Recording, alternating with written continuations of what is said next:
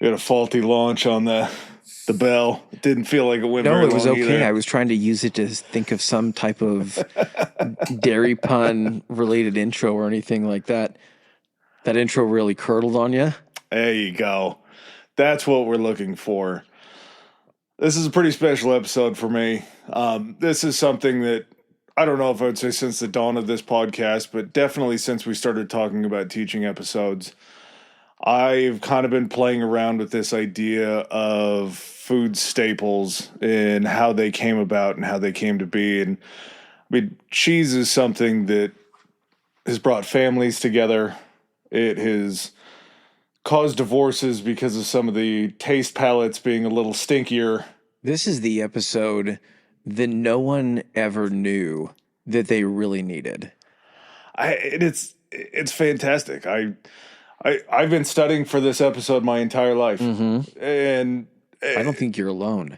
I think there are people, if you were to really boil down how many foods have cheese in them, cheese related, cheese flavored, anything like that, man, everyone's got a love affair with cheese. cheese has changed the chemical makeup of humans' bodies. Cheese has gone through so many different. I mean, it's won wars. It's been fought over. It'll get you high. We'll talk about that too. There's so many things. It's kind of like a what can't cheese do. And this episode, there's going to be some parts that are going to be pretty cheese nerdy, I guess is the way to say it. Cheesy? That works too. That's actually probably pretty apt, but it's just fun. And when I do these teaching episodes, usually the shoe's on the other foot. Usually Professor Chris is running through the fun stuff, and I'm talking about doctors murdering and different things like that. So to be able to just have a pure good episode feels so nice. An episode everyone can get behind. Yeah. Get behind, get in your stomachs. I'm Professor Adam. That's Professor Chris. What's up?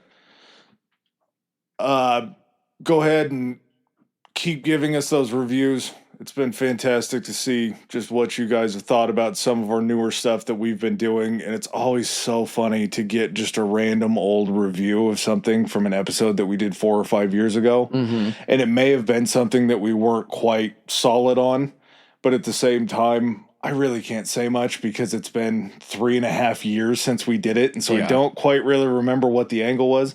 But at the same time, it's also so cool because you're going back and you're listening to our old stuff. It's a little bit of us laying bare when we weren't really as attuned to doing this as I think we are now. Yeah, I wonder what if you are a first-time listener and this is your first episode, listen to this episode. This is a great episode to be a first-time listener on. But what we do ask of you is don't work your way back because for some reason, or not for some, understandable reasons, they're going to get worse once you get to our early stuff. So start at the early stuff, know how good it can be because you heard the cheese episode. You know that you're going to get to more of the cheese episodes, but then go back and listen to it from the start and then you could see how we grow. Yeah, find the evolution for us. Keep subscribing. Those numbers are awesome. It's amazing to just go around and click on some of the other podcasts that I listen to just for enjoyment and see that our subscriber numbers, because of you guys, are kind of on par with some of them. Continue the ratings, 5 stars if you can spare them. We love those. And Patreon. We have some very fun things that we've recorded lately. Not just companions to go along with episodes that we put out on here, but just kind of feeling our way out into this free space of thought. I kind of feel like the Patreon, which is patreon.com/historicallyhigh, it's going to be a home for a lot of cool series that we're coming up with. Bad Bitches of History. We're launching one that will have already launched right before July 4th. That was He Was President. And so that's to explore unknown presidents that no one can ever remember. We're doing the Drug Salon, which we're going to explore the history of different types of drugs. So, and then again, we're going to be throwing in random shit that may or may not have to do with previous full-length episodes that we've done. So it's worth it, guys. Get in there. There's little fun game shows. It keeps you entertained going into the weekends because we drop them on Fridays. So, all right. You ready for a cheese explosion? Let's do it.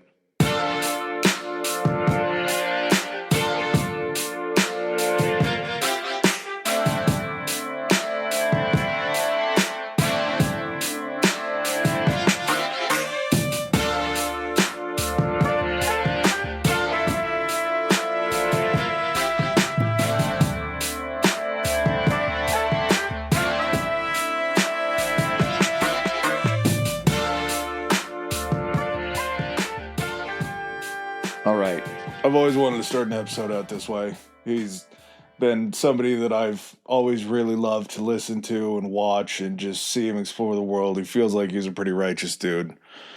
Anthony Bourdain said you have to be a romantic to invest yourself, your money, and your time in cheese.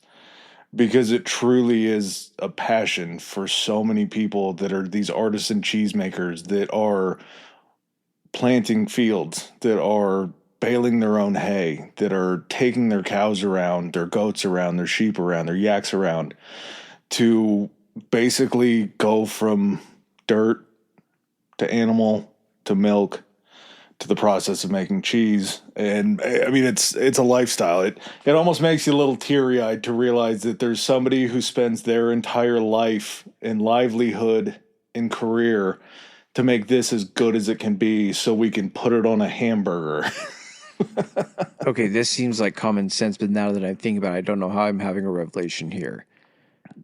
Different animals with different diets, it can be the same type of cow, but if it has a different diet or if it feeds on this stuff at one time of the year, this time at other times of the year, you can get different cheeses coming out of the same cow or different cheeses, just like you're saying, by region. And it's not the fact that they're different animals in that region, although they can be, but it's because they live in different environments and they eat different things in that region. And that's how we get different cheeses.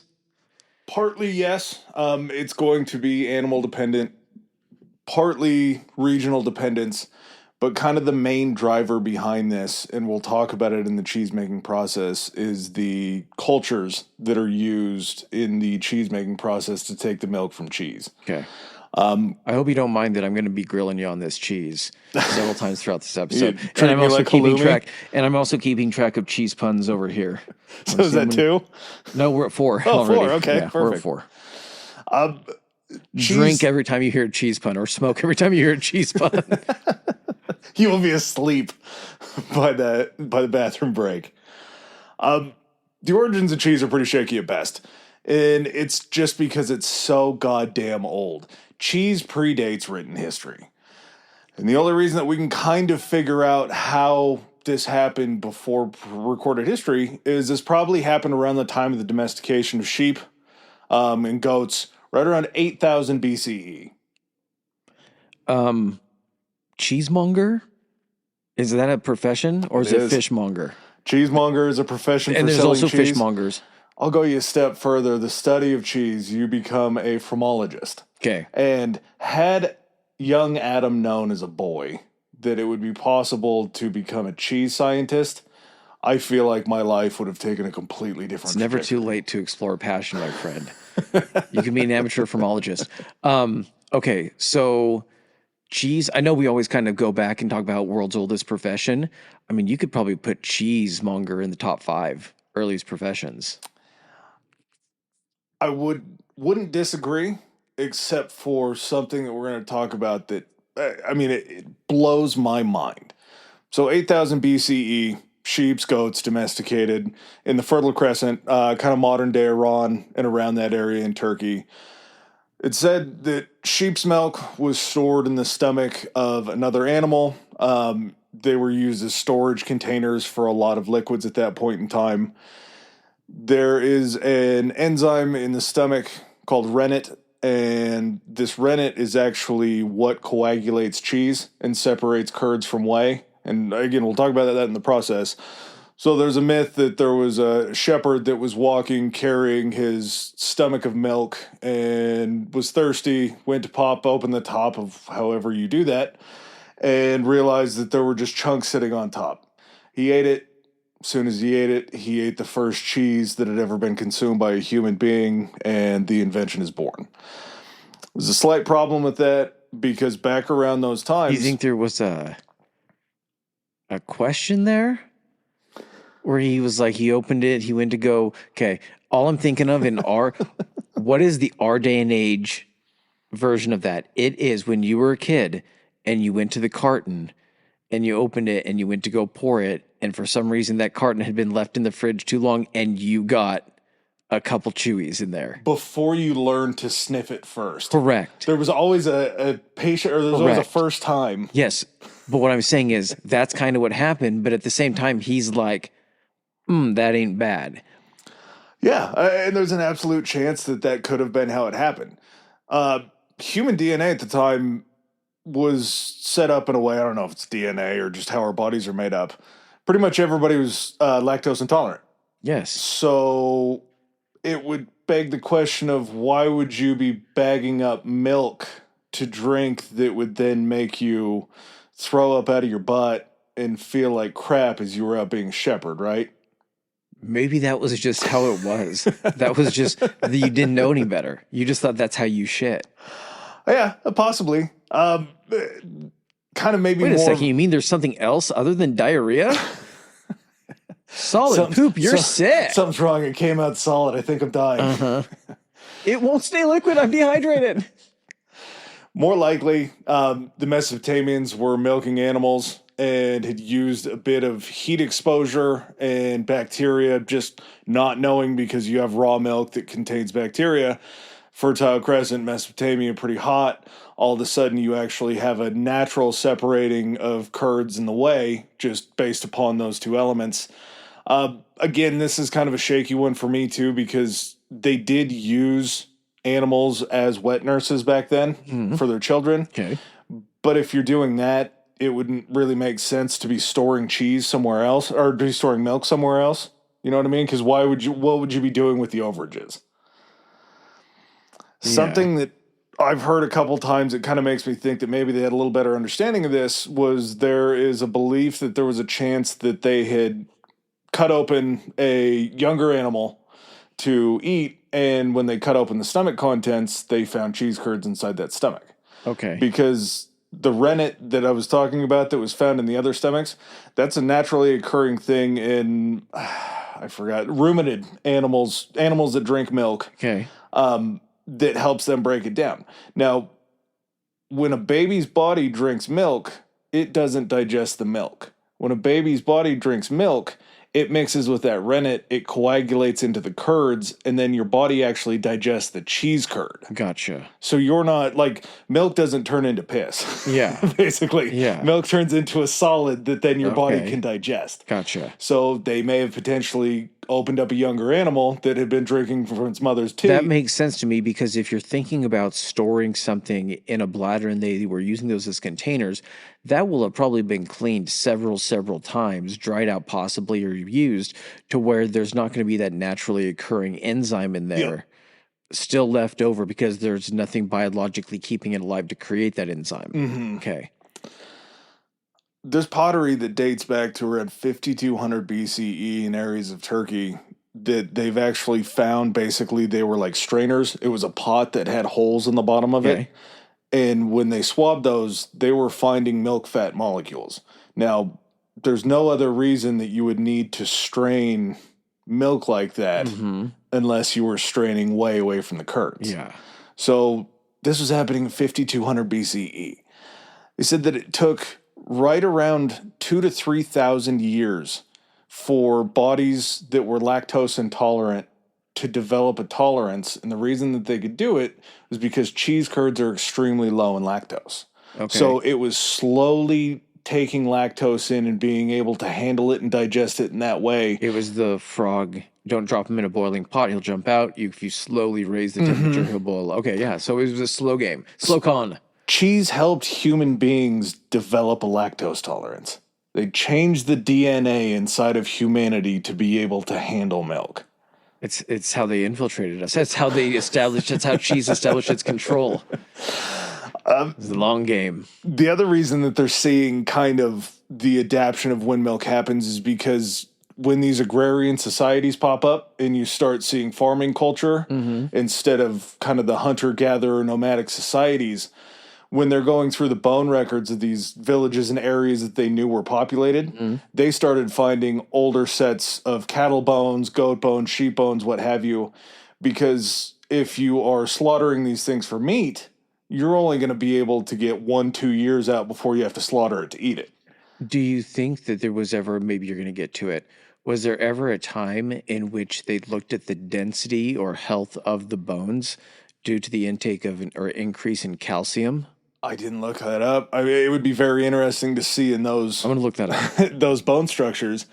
But in these more agrarian areas, they started finding bones of animals that were 10 to 12 years old. And the only reason that you'd be keeping something around that long is because you can get milk from it. So these were female cows, goats, sheep that were being milked into a longer age than these former societies that used to slaughter these animals at a very young age for their meat. It's so crazy just to see how that whole thing kind of could be gleaned from bone records, from pottery, and just to know that this is something that could naturally occur just based upon the bacteria in the milk and the heat that could separate out cheese, or that could separate curds and whey. I'm going to ask a really stupid question. Huh. I've always taken, not to sound douchey, but like whey protein, Yes. everything like that. Can you please explain to me curds and whey? Like, I know what, like, if I order cheese curds, I know they're, the little bit. Please explain to me. Okay. So, in order to make cheese, you need 4 ingredients. You need milk, you need enzymes, you need rennet, and you need salt. We have a different process now a little bit than they did because we know how to pasteurize milk now. And when you pasteurize milk, you kill all the bacteria, good and bad. So pasteurized milk requires you to add the bacteria enzymes back into the cheese. And then when you add the rennet and it's heated up, the rennet is going to coagulate the cheese curds. So the proteins and everything like that, I believe it's called casein, will start to bind itself together. And the coagulation that's going on from the bacteria is then basically pulling the water out of the curds. Okay. So once you're left with curds and whey, you're going to strain out all the curds off of it because you want to get as much moisture out as possible. What you're left with is whey. Whey is the sugars, it's a lot of lactose, it's the protein elements and everything that's staying in the liquid state. Okay. Now, what you can do with whey, which I found out pretty fucking cool, is you can actually put it through a second milk making process because there's still proteins and things like that in there. This is how we get ricotta cheese.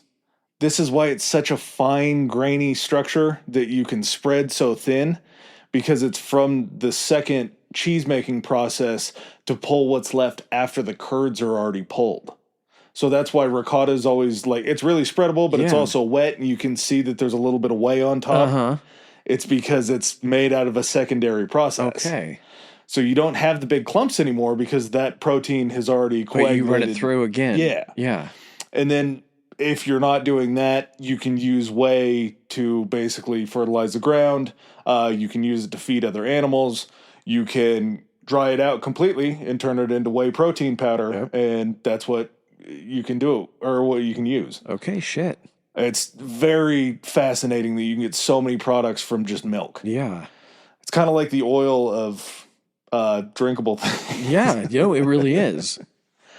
So in Greek mythology, Aristaeus, who I believe is the son of Apollo, is the discoverer and the god of cheese. It is covered in so much literature, and it's just so wild. So cheese is mentioned by Homer in both the Iliad and the Odyssey.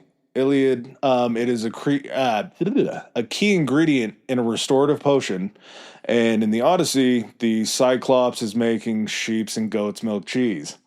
This was written 8th century BCE. Cheese is mentioned in the Bible. I believe it's 1 Samuel, which they believe was written somewhere around 10th century BCE.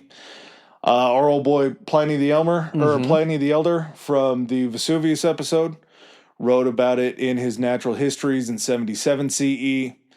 I believe we talked about it during the Spartan episode, but there was actually a rite of passage to steal a block of cheese.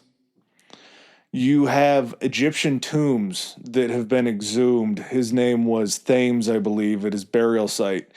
He had pots of cheese that they tested back to 3,200 years ago in Egypt. They were making cheese in Egypt 3,200 years ago.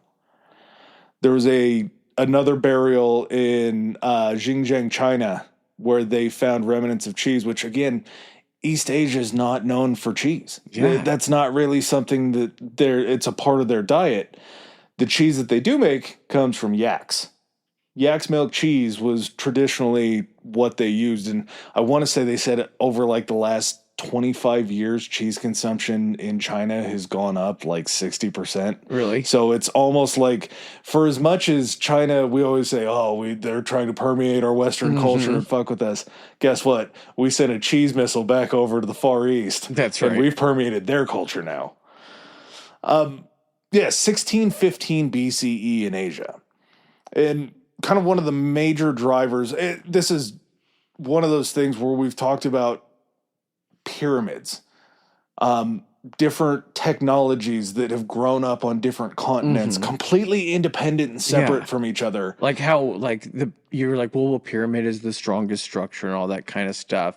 And then you can say, well, cheese is technically possibly an accidental discovery. But then at the same time, someone still has to keep going along with it to keep advancing it or making new discoveries in it. There is no known cheese making procedures or any sort of cheese that has ever been found or documented or recorded in the Americas. That was something that was wholly brought over to the New World. Like tomatoes to Italy. Yeah. Yeah. I guess that was the return, was tomatoes and peppers and everything like that coming backwards. Just along those lines, the Roman Empire was such a major driver in cheese making through Northern Africa and up into Europe. And it was a situation where Roman soldiers, Roman legions had been spread so far that it was going to be impossible for them to just try to continue sending in these supply lines cheese.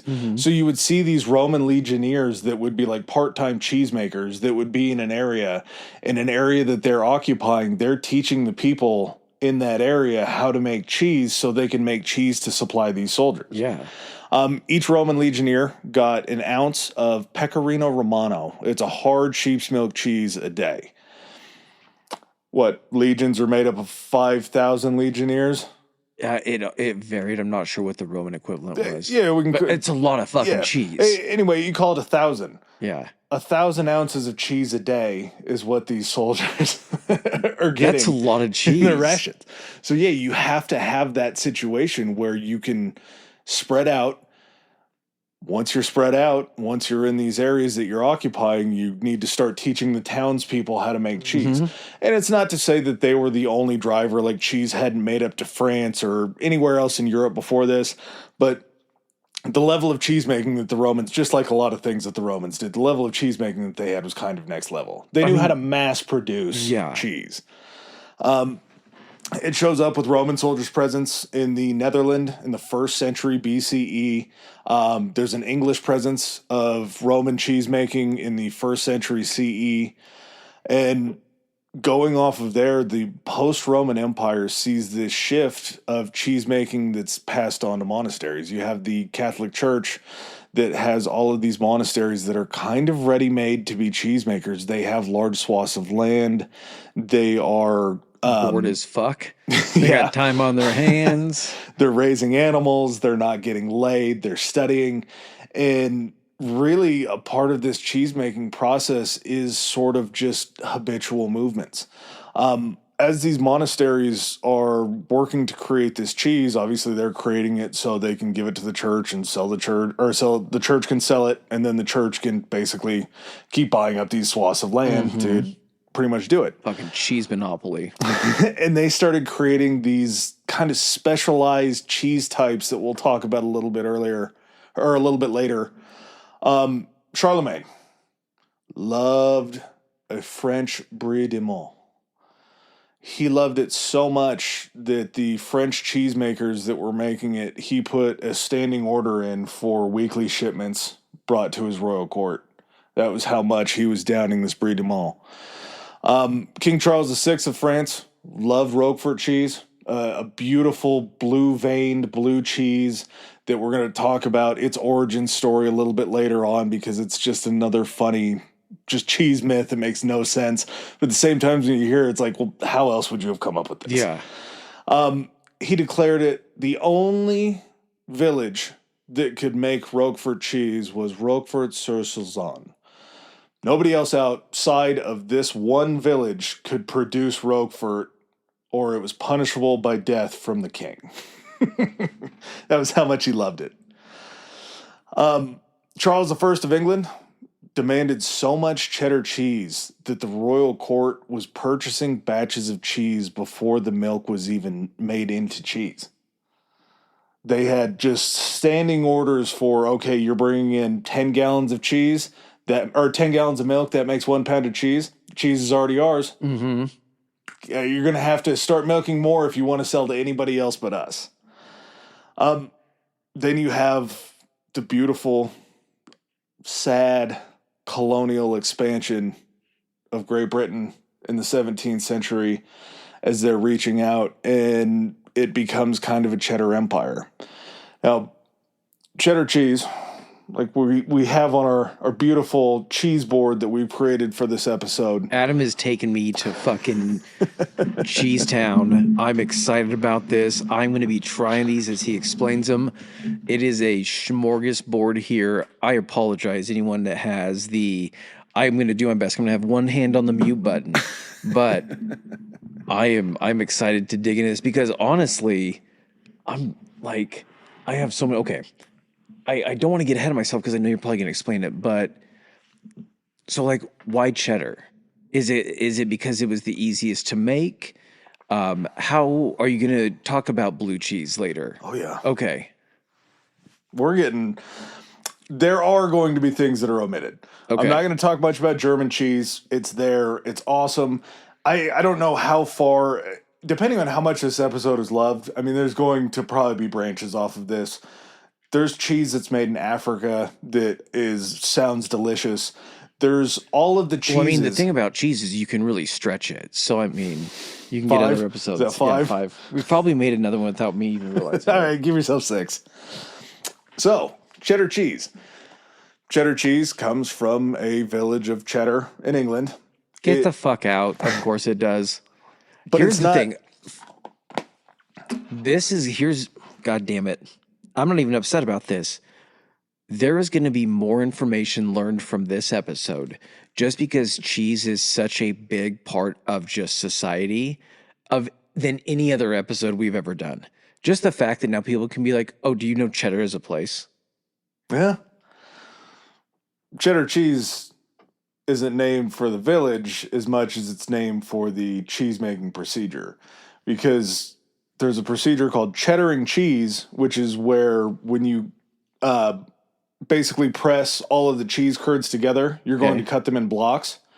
Then you stack the blocks on top of each other and use the natural weight of the cheddar or the cheese curds to squeeze out the moisture on the bottom.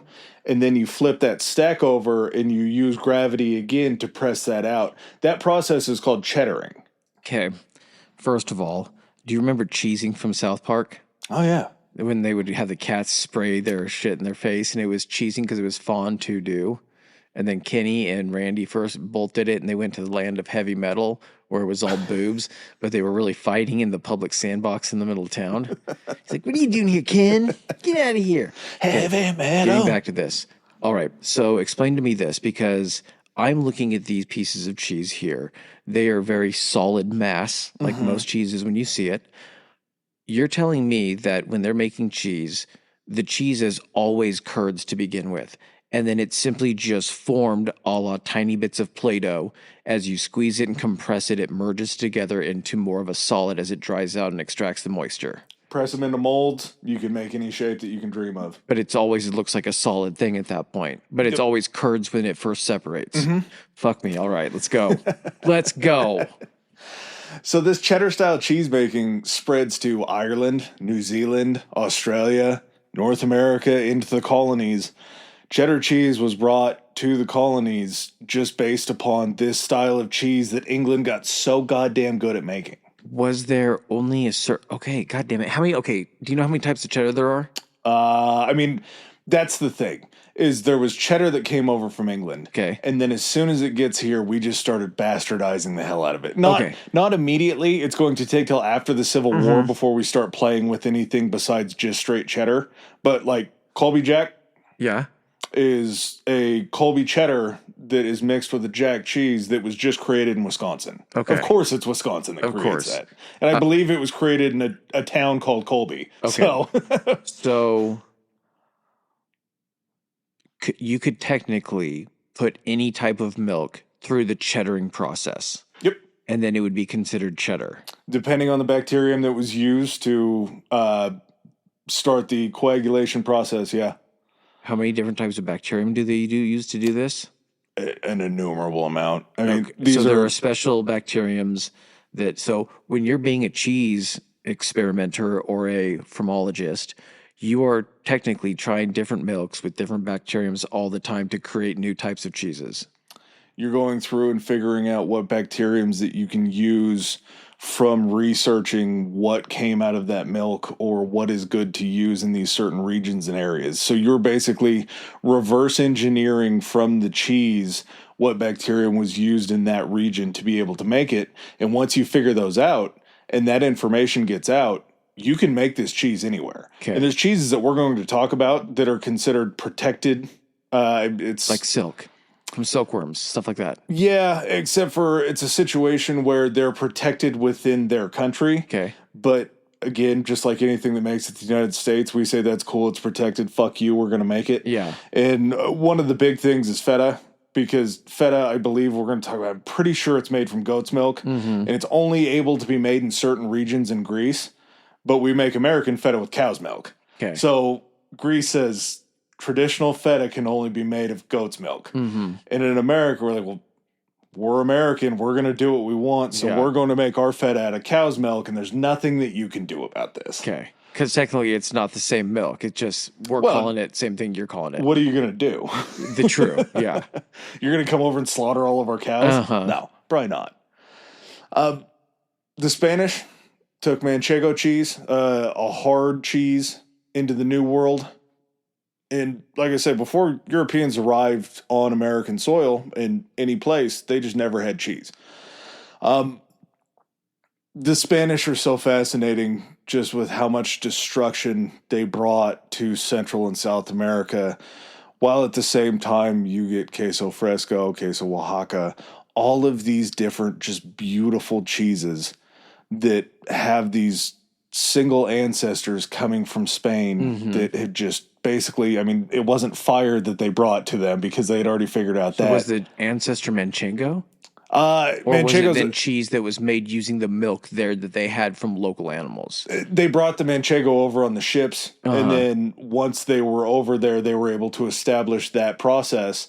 But then as Spain was figuring out different cheeses, that intelligence went over there, and it kind of got a little bit of a spin because, again, like you're saying, different animals, you're going to have different bacterium Different cultures. diets and everything, different heats, different, yeah. So it's all going to start changing. 1851, Rome, New York, a man named Jesse Williams opens the first commercial cheese factory in America. Milk producers began to pull their product. 1851 was the first one. Commercial. In So, America. Yeah, the large commercial factories. Gotcha, okay. And all these milk producers are pooling their product together to sell in this exploding factory market. Now, there's a problem when you're making cheddar, and I would like to do a little thought experiment here. Okay. I have a cup of yellow cheddar and a cup of white cheddar, and I would like you to close your eyes, Okay. stick your hand out, and I will hand you one, and then I will hand you the other one, and you tell me which one is yellow and which one is white. Okay. By taste? Yes. Okay. I'm talking right here, but I'm gonna turn to the side so I'm not eating. What is it, misanophobia or something like that? Misophonia, yeah. Misophonia. So Chris has cheese number one, cheddar number one.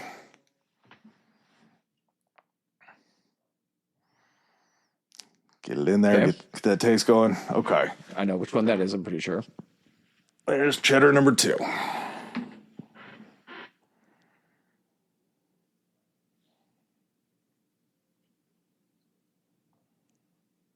Okay.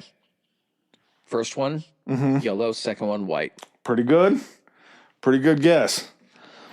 The only difference between yellow and white cheddar is something called annatto seed. Okay. Annatto seed is a dyeing agent that makes cheese that yellow-orange color. And the reason that they did it is because all of these milk producers that were bringing in their milks were their cows were eating different things. In the wintertime, they were eating hay, whereas in the summertime, they would be out eating grass, and they'd be in different areas where they would be eating different, like flowers and different things like that. So when the cheese would come out, it would be different colors in different times of the season. People are like, is that bad or not? And people didn't trust it. So a way that England used annatto was to differentiate different kinds of cheeses by making cheddar just straight yellow. Gotcha. And in the United States, when they're doing it to try to make a consistent product that nobody will ever guess. So the cheese is the same color regardless of the time of year, whatever it was eating. Okay. And the only really different variations with just straight cheddar between white and yellow are going to be the aging process, so the sharpness. I feel like aged white cheddar has a more sharp. Or... And that's when you have sharp cheddar, it's going to be aged, I believe, up to 6 months. Okay. When you have, I guess it's extra sharp, it's going to be aged at least up to a year. So the sharpness is essentially the time in which it's been aged. And yeah. Okay. So it's an aging process, while at the same time as it ages, the reason that it starts to change and that it starts to get more, I guess, intense in your mouth is because the cheese still has that bacterium inside of it. Yeah. It's a living organism, and that bacterium is continuously breaking down the lactose and turning it into lactic acid. Okay. So all of the moisture is being sucked out, and as it's being sucked out, it's just leaving pure flavor. Okay. And this is a great time to talk about all of our lactose intolerant friends and let you guys know that no matter what you believe, as far as what's going to get you, hard cheeses contain so little lactose that they're not going to blow you up. The older a cheese is, the less lactose is in it. So if you're doing like a new cheese or like a fresh cheese, like a mozzarella or something like that, Shitsville. It's going to be a bad situation. You can eat any kind of hard cheddars, manchegos, Parmigiano Reggianos, anything like that. It's going to have the least amount or even really no lactose in it. Just gives you a reason to eat fancy cheese. The other problem with that, though, is regardless of your tolerance, if you're intolerant, if you're tolerant, there's always going to be a line of cheese because it's still a dairy product. Well, yeah, I mean, it's there's a line with everything, right? So, it's moderation. Even if you're lactose tolerant, there's always going to be a level of which once you go past, it's going to be bad for you. So regardless of everyone's got a cheese tolerance is what you're saying. Yeah. Despite what my wife thinks, everyone has, yeah. It's a cheese legal limit, basically. Post-Civil War, the U.S. begins making more than just cheddar. By 1868 in Wisconsin, they opened the first commercial cheese factory for Limburger cheese. Okay, so at this point, it is cheddar being mass-produced. There are still artisanal, small-scale cheeses that are coming out with different types of cheese, but now we're mass-producing Limburger as well. Yep, and Limburger is a very stinky washed rind cheese that we have on that board that you've probably been smelling since we got in here. I don't know if I have or not. We got other stuff in the air in this room. True. So. I also think it's sat in here long enough that there's a good chance it's just permeated. Okay. We'll get to the Limburger tasting when we start talking about the types of cheese. From there, you have a situation where commercial cheese begins to kill this independent farming market. And at the same time, cheese has always kind of been a matriarchal thing. It was handled by women that were out milking the cows and that were making the cheese. And if you don't believe that cheese is a matriarchal thing, go try to milk a male cow and see what kind of cheese you get out of that. It's going to be protein rich, but it's really not going to be good. Feels like it's going to curdle real fast. Yeah, it's going to be sticky. It's just not. Don't even touch it with water. It curdles in water. When you start getting these commercial factories, then it becomes factory work. And then the men take over these processes. Because you're just trying to make a fast product. Yeah, because you're not out there on the farm just milking these cows by hand as much anymore. You don't know these cows' names. Yeah. These are nameless cows, you motherfucker. It becomes They're hardening in this cheese. It's a stranger process at that point. In World War I, for the U.S. side, Americans were told to eat cottage cheese at home. because it was the quickest way to make cheese. So they could make large amounts of cottage cheese to be able to feed the masses at home. Can you explain to me cottage cheese, please? It's just the exact same thing where it's a young cheese, because as the cheese making process is taking part, depending on how much rennet you use is going to be how much the cheese curd. So if you see like large curd format cottage cheese Yeah. or small curd, it depends on where you're getting the scoop off of. Gotcha. So a scoop off of the top is going to be a larger curd that's going to still have some whey in it. Whereas when you start getting down to the smaller curd, it's going to be towards the bottom because Okay. it's lighter and it can't make its way up. Gotcha. And you're still going to be getting So some you're of that telling whey me there. that when you're making cheese in this bucket o' cheese, you have several different products just coming out of this one bucket, dependent on where they're scooping this, because you have stuff that they're going to take from the larger curds to then put and do some cheddaring to, or do something like that, put into a mold.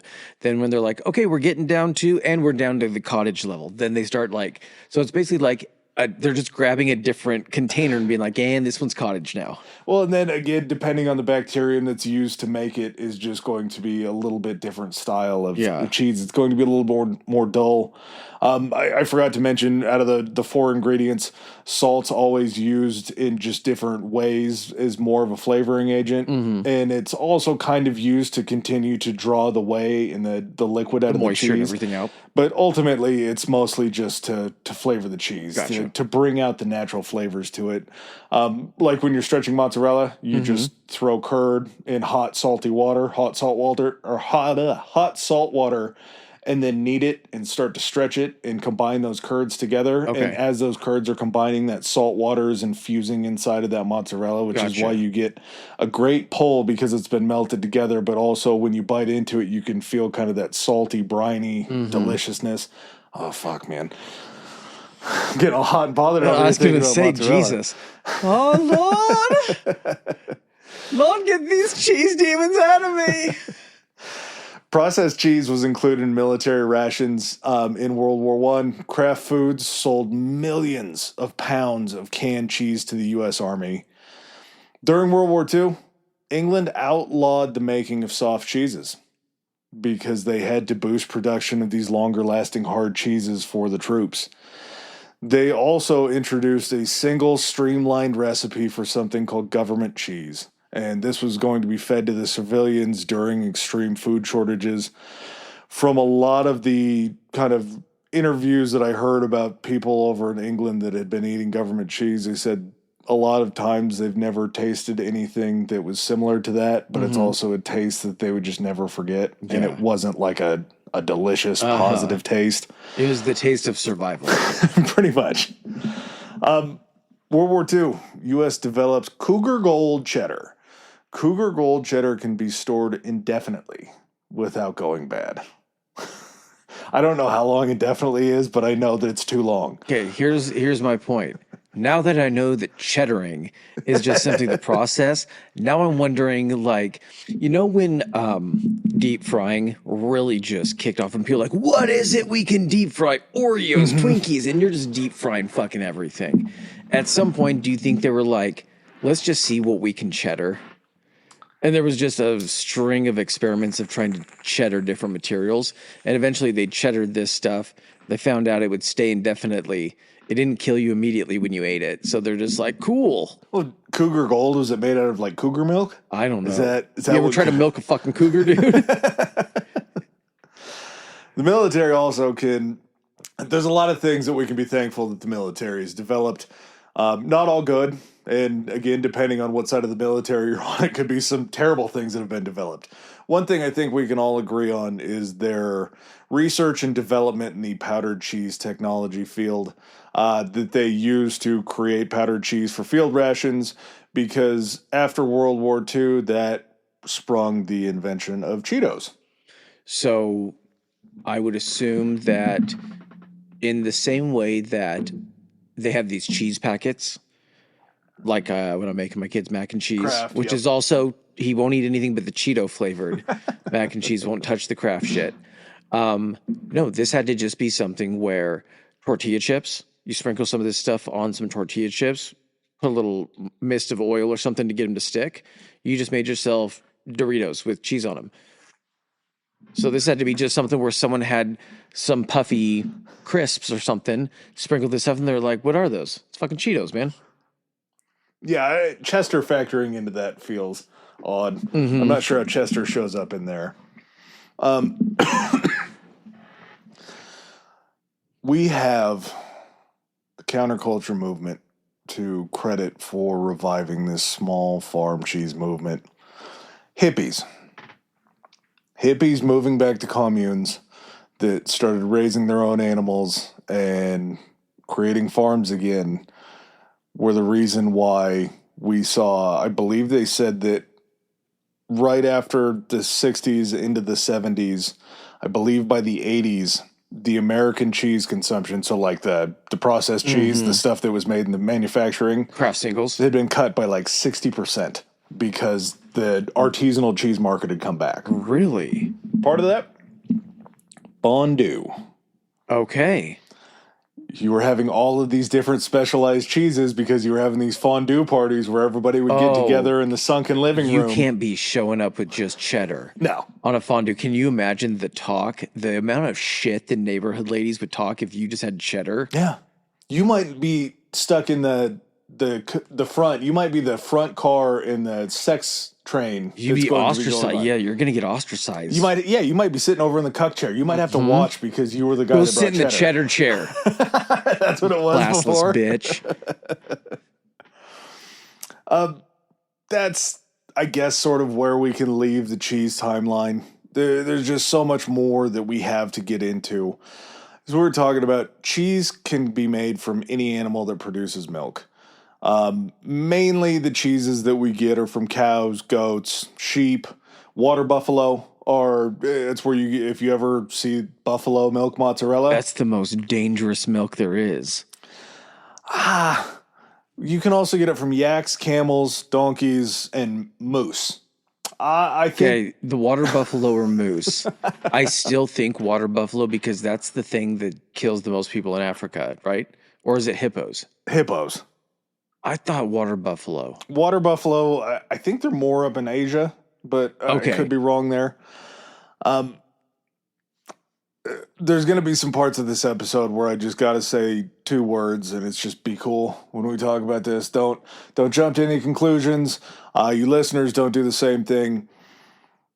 It is very possible and has been done to make human cheese, to use breast milk, to curdle it and ferment it Yeah. and make it. Did I say that earlier? That cheese is just fermented milk? Yeah. It's a fermentation process. Okay. So I can't really think anything that's more disgusting than human cheese. I mean, it stands to reason that then I'm sure there are people that are just like, here's the thing, like you were talking about. I'm not saying I'm a huge proponent of human cheese. I can't believe we're even having this conversation. I love the fact we get to have this conversation. Not a huge proponent of human cheese, but no, if you are a person that is like, well, what if I just make this because I have a bunch of extra like breast milk while I'm raising my kid and I just make it into cheese and I just feed this and the kid eats it? Because what's the difference between them just eating it, you know, straight from the tap, drinking it from the boob, versus if they need some solids that are going to keep them fuller as they get a little bit older? But I don't feel like actual breastfeeding. I just want them to still be able to get the nutrients because that's a big thing. It's like all the shit that comes within the colostrum and all that kind of stuff. I could see that happening. I wouldn't bat an eye at that. But if you're at like the farmer's market and you roll up on, you know, Maggie's, you know, cheese display and she's just got, you know, a huge set of cans and she's like, I make all my own cheese, might be a little awkward. You got a farm? Nope. Nary an animal. Just these two milkers right here. Yep.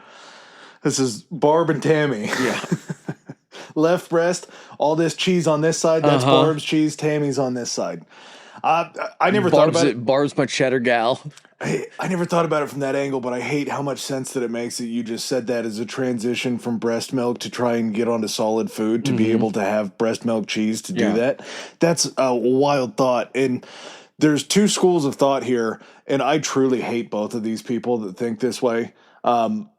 obviously one of them's animal rights advocates. Love animals. I think they should have all sorts of rights. We get a little bit crazy sometimes with saying, well, if this happens and this happens, would you like it to happen to you? There's a school of thought that people think that eating human cheese is the closest to cannibalism. It's essentially cannibalism. The counter to that from animal rights groups is saying you're okay with doing that with an animal. Yeah, because you eat a steak from a cow too. Yeah, but at the same time, you're okay abusing an animal and strapping suckers onto its udders and Yeah. abusing an animal to get the cheese, but you think that that's too much to do to a human being? Mine isn't from an abuse standpoint. I just don't want fucking cheese from a Yeah, human. it's gross. Yeah.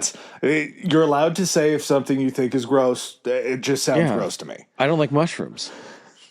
Well, some mushrooms are okay. Not all. Yeah. Okay. Yeah. Chocolate bar mushrooms, Fair enough. different things like that. As we talked about, 4 ingredients you're going to have: milk, bacteria, rennet, and salt. Cultures, bacteria, same. We have 7 different types of cheeses, and this is just going to be basically from a structure. You're going to have fresh cheese, which is unaged. It doesn't have a rind on it, high moisture. It's going to be milky. It's meant to be eaten quickly. So these are going to be your mozzarella's, anything like that. Cottage? Also, Cottage cheese fall into this? Okay. unfortunately, in that scenario, these are going to be the highest lactose cheeses. Okay. I'm not super familiar with mozzarella in the sense of how you're saying it, but I have noticed that when you open it, it's wet. If you break it open, there's curd in there, right? That is burrata. That's burrata. Yeah. Okay. Burrata is a nasty trend that the brunch crowd got a hold of, and it became a fad and a fashionable thing to put burrata on everything. Okay. And those are the kind of things that burrata's been around for a very long time. And then all of a sudden, white ladies, close your ears. White women that love brunch found burrata and took it to a whole nother level. And then they ruined burrata for everybody. Maybe not for everybody, but it's one of those things where if you've known about something for a very long time and nobody is given 2 shits about it, and then all of a sudden they find out about it and they're like, oh my And God. this is the band. Yeah. You Yes. find a band you like. Okay. Uh-huh. Yep. I've been listening to that band for 20 years. I've been thinking about burrata for a very long time. So that's going to be your fresh cheese varieties. The next round is going to be the soft ripened cheeses. These are going to be young, creamy cheeses ripened from the outside, resulting in this velvety inner texture. And it's also going to have something called a bloomy rind on it, which is a fluffy, edible mold that grows on the outside of the cheese. And this is usually something that is created like a brie. How a brie has kind of that waxy outer ring. Yeah. That's actually fluffy at one point in time, but in order to try to concentrate it down, because what's happening is the active cultures, the bacteria, the mold that's inside of the cheese needs oxygen. So as the mold is moving to the outside to get oxygen is when you start getting this white fluffiness. You start to pat that down, clean it up a little bit. You're going to end up with that thicker rind on there. Is this when we get to try that? And now would be a great time for you to try the brie. I love brie. It's good with so many different things. It's apples and brie. Yeah. Apples and cheese feels so wrong, but at the same time, it feels so right. And again, you did it perfectly. You didn't try to suck out the inners. You ate the rind along with the cheese, and I mean it's delicate, it's soft, it's creamy, it's just absolutely delicious. So when it's like a blue cheese like this, where it just has the rind on one side, does that mean it was in some type of molded container where it was only allowed to have the mold on the top? It was just maybe a cutout of, Okay. of a different section if it's just on top. Typically, blue cheeses, some have rinds, not all of them have to, but yeah, I mean, for the most part, they do. To get away from the soft ripened, you also have a second version that is, I guess, something that people don't tend to like. It's called I think I called the bloomy rind the white rind. White rind is something separate. So a bloomy rind. It's going to be, all right, shit. Man, I'm high. Bloomy brie, that's all going to be the same thing. We have another version called a wash rind, and this is something that we can go ahead and thank the monks for, because in all that time that the monks were making their cheese, they were also making beer, they were making wine, they were making spirits, all these other substances. And they looked at this bloomy rind cheese and they thought, we can make this better. We can start to, instead of the mold coming from the outside, we can start attracting mold that want to grow on the surface. We don't want to wait so long. So we're going to use salt water. We're going to use brines made with beer, with wine, all of these different things, and we're just going to paint the outside of these. And as we paint the outside of these bloomy rinds, they're going to start to turn this kind of oddly red-orange texture, this oddly red-orange sticky kind of texture on the outside of these rinds. And the reason that is because it encourages the growth of a specific bacteria called a B. linen. Now, a B. linen is also the exact same bacteria that causes stinky feet. So the same bacteria that lives on your skin and that can create stinky feet are what is going on with these cheeses. And I mean, I think we're into it. I personally, the only reason that I had ever known about Limburger cheese was strictly through the Three Stooges. Okay. It was always a gag and a bit in the Three Stooges that Curly had Limburger on him that he had brought for lunch, and he stunk for the rest of the time. So Yeah. Mo whacked him on the head. It stinks. I mean, don't hold on to it for too long because it will stay on your fingers. Give it a good whiff. Smells a lot like feet. Throw it down the hatch. I've never had this before. Sorry, listeners. That's not good. I'm not a fan of that. Nope. Not a fan of that one. Yeah, There's a reason why the name has negative connotations, okay? that ain't good, man. That's really bad. It tastes like feet. It tastes better than it smells, but it doesn't taste good. Not much. Wow. You're going to get these savory, pungent flavors. Limburger is what we tried. Savory. Yeah, there's a little bit of savory to it. Maybe let's clear a palate with a little bit of a drink because we have another one that we're talking about in this same family called Taleggio. Now, Taleggio is Italian, Okay. so it's going to be a little bit better. I don't trust anything. If we went straight from cheddar to manufacturing Limburger, what the fuck, man? There are so many other cheeses that you could have gone with. But think about the people that came over from Europe that inhabit, or that I guess went to Wisconsin. Okay. Like they were all in areas where this is going to happen. So we have Taleggio cheese, which is going to be this one. Okay. It's also a washed rind. I like Taleggio a lot. Okay. I'm trusting the Taleggio more than the Limburger. The color's better. It's just, I think a superior cheese.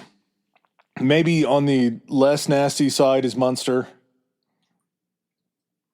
What do we... Processing.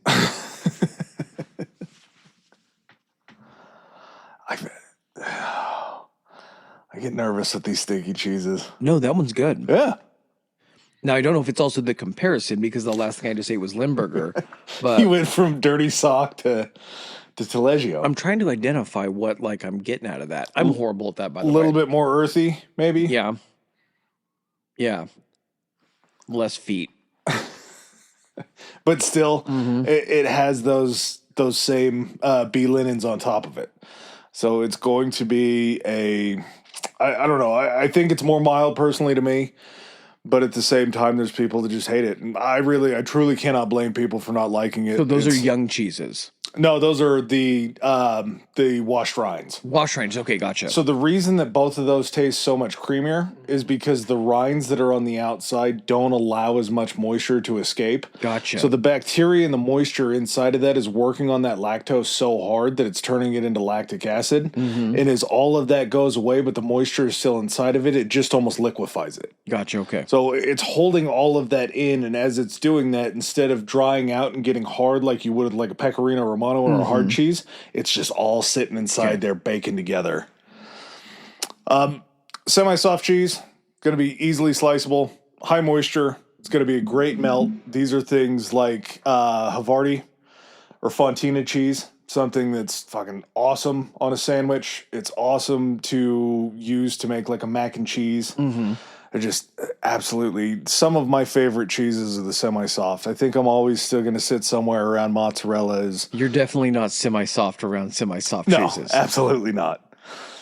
Before we continue on with the types of cheese list, you want to take a bathroom break? Sure. Cool. You're listening to this podcast, so I know you've got a curious mind. Here's a helpful fact you may not know yet. Drivers who switch and save with Progressive save over $900 on average. Pop over to Progressive.com, answer some questions, and you'll get a quick quote with discounts that are easy to come by. In fact, 99% of their auto customers earn at least one discount. Visit Progressive.com and see if you can enjoy a little cash back. Progressive Casualty Insurance Company and Affiliates. National average 12-month savings of $946 by new customers surveyed who saved with Progressive between June 2024 and May 2025. Potential savings will vary.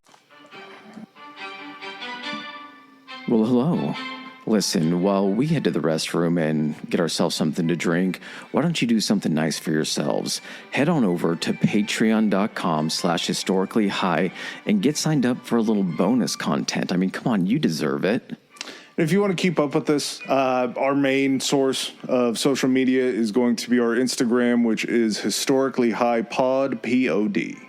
You can also head over to, it's Twitter, it's X, it's Twitter, come on, at Historically High, and that's high, H-I like, high.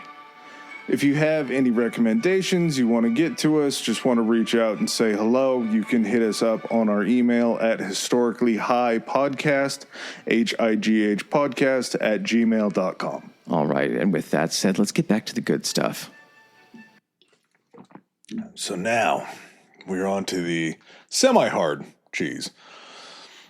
This is going to be aged for several months. There's going to be less moisture inside of it, denser texture, more buttery and complex flavor. So this is going to be your Goudas, or as the Dutch call it, Gouda. Okay, so you're getting more flavor. Like, okay, so we've talked about this before, because you always point me toward like certain things about food. When you get to like fruits and things like that, you don't want a big fruit because it has to spread out its flavor. It has to do more work to flavor that entire thing. So you get a lot of intense flavors out of like smaller oranges or the smaller bananas, stuff like that. So with cheese, it's not so much the size, it's just being watered down is kind of what it is. Dryness, yep. The dryness is going to give you the most intense flavor because it's not being diluted by anything else. You're getting it's like just eating the the Parmesan. Parmigiano Reggiano. Yeah, correct. There's no moisture in that. And you're getting such an intense flavor. It's just like, yeah, I guess that's what I'm saying is it's just not diluted at all. It's the essence of cheese. Okay. It's everything that's inside of it. And Gouda is a very interesting cheese because Essence of cheese.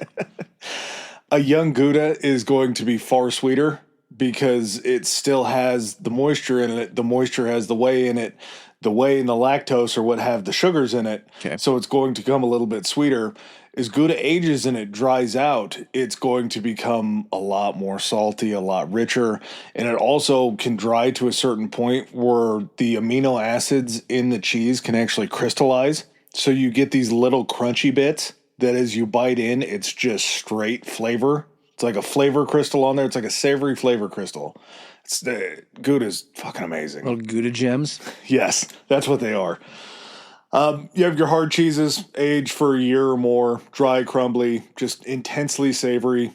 As we're eating here, you have Parmigiano Reggiano, you have Manchego. It's going to be from Spain. We'll talk about kind of the regionality here in a little bit. What's Manchego flavor like?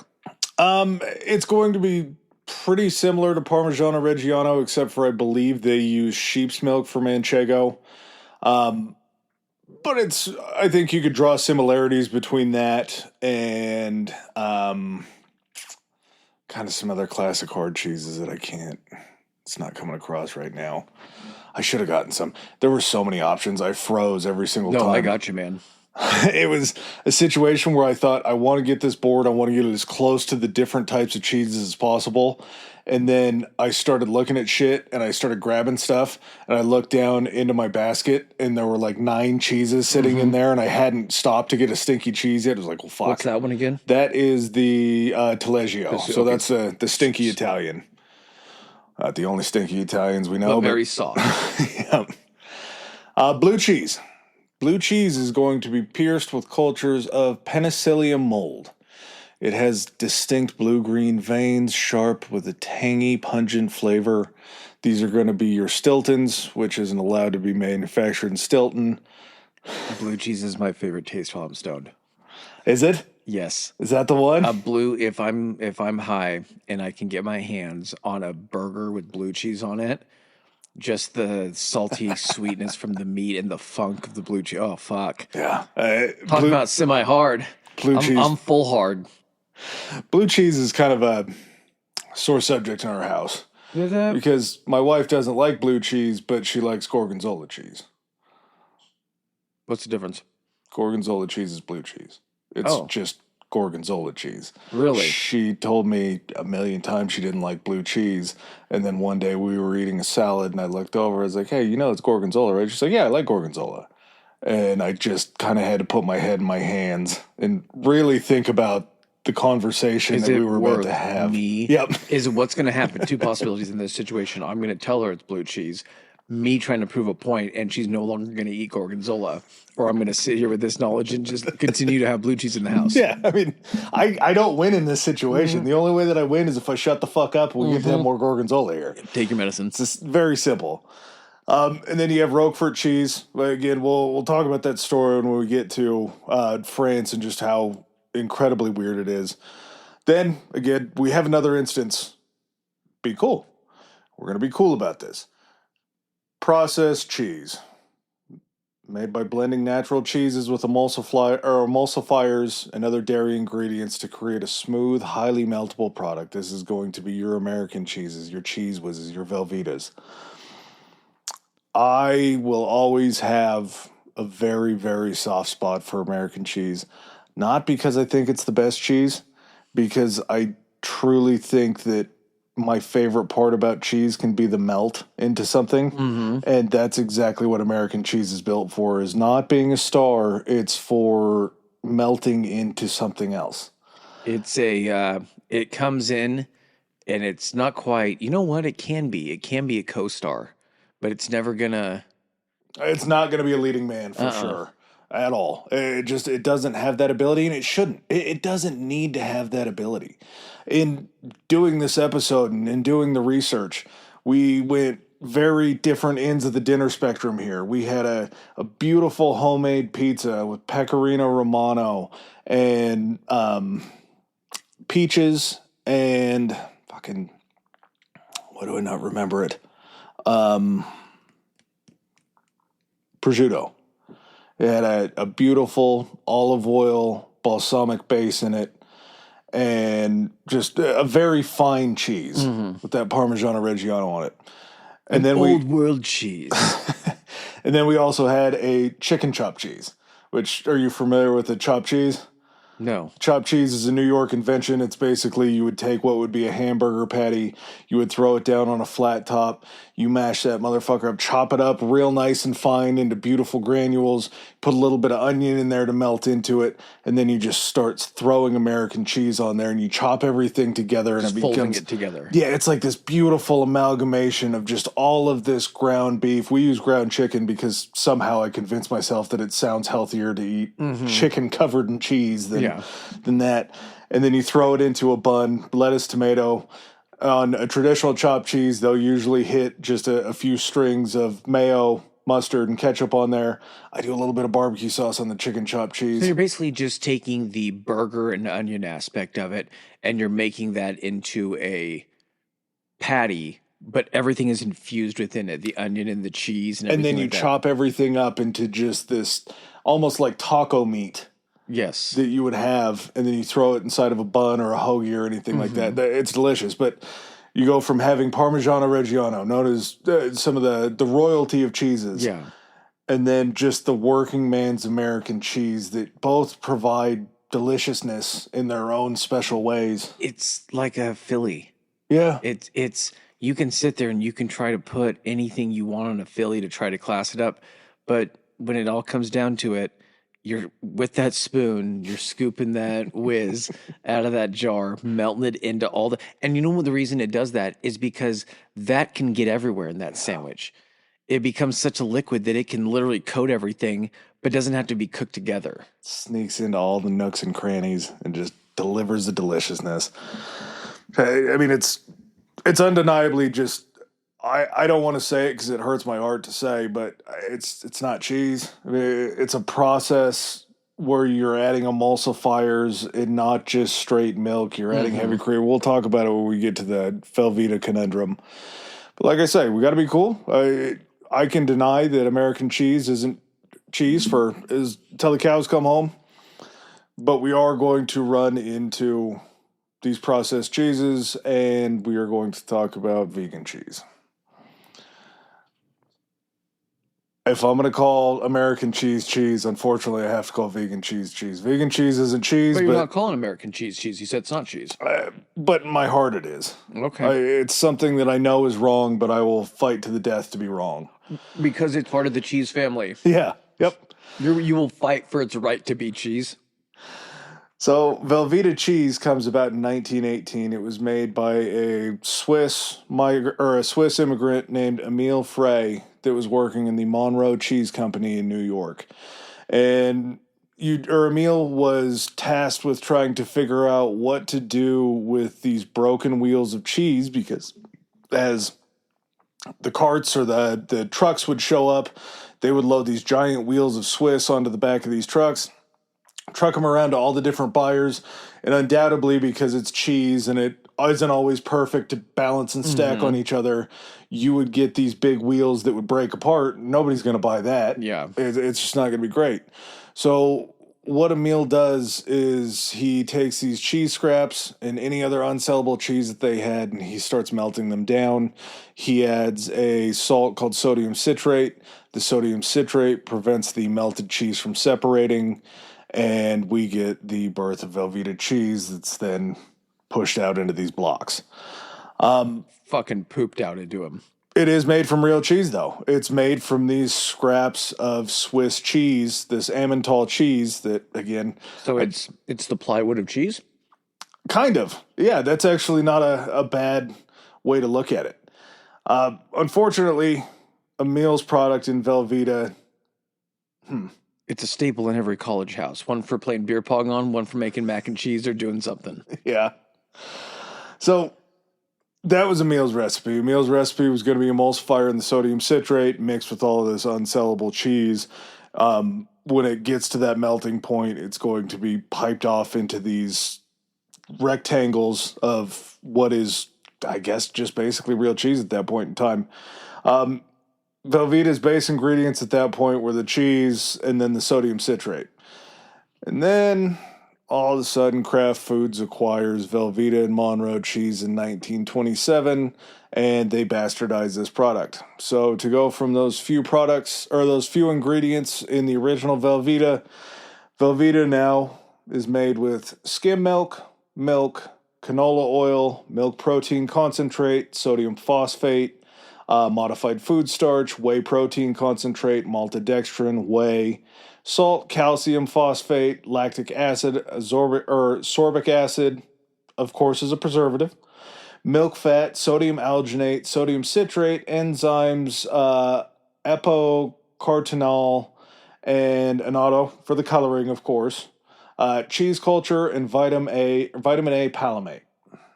So from 2 ingredients to roughly 20? Yeah.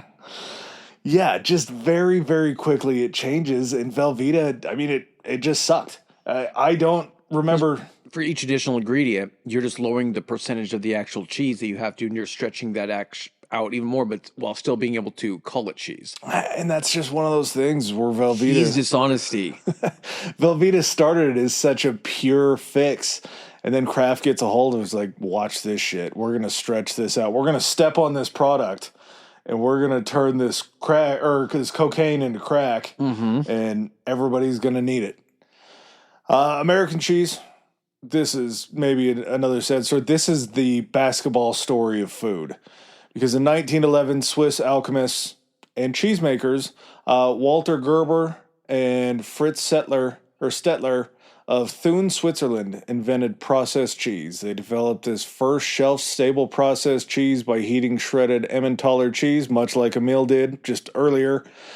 They added sodium citrate themselves, and boom, We get the first American cheese that is highly meltable, very shelf stable, never going to be intensely flavorful, but it's going to work that same way. Question. Was this invented in America? Nope, this was in Switzerland. Okay. Why is it American cheese? And is it because there was already a Swiss cheese? No. Again, Swiss cheese is something that we give to kind of one cheese that has holes in it, but the Swiss make like 400 varieties of cheeses. Gotcha. Okay. The Kraft patent for American cheese doesn't come until 1916, so we're 5 years behind these Swiss guys. Unfortunately, Swiss patents don't cover the United States. So Kraft goes ahead and gets his hand on this patent. He follows a very similar idea, shockingly similar idea, using these melting salts to emulsify mostly cheddar, and Colby Jack is going to be his blend. So his Emmentaler, his Swiss cheese, isn't going to be what he uses. He's going to use mostly cheddar and Colby Jack and whatever he can get his hands on. Now, much like I was talking about the basketball story, Kraft that invents Kraft American cheese, Canadian. So we have a Canadian that invented It's North America. And patented. I don't know if they do it up in Canada the same way. I feel like they'd have to have Canadian cheese. No, I think if you just, what if it's the first and there's no other American cheese before there?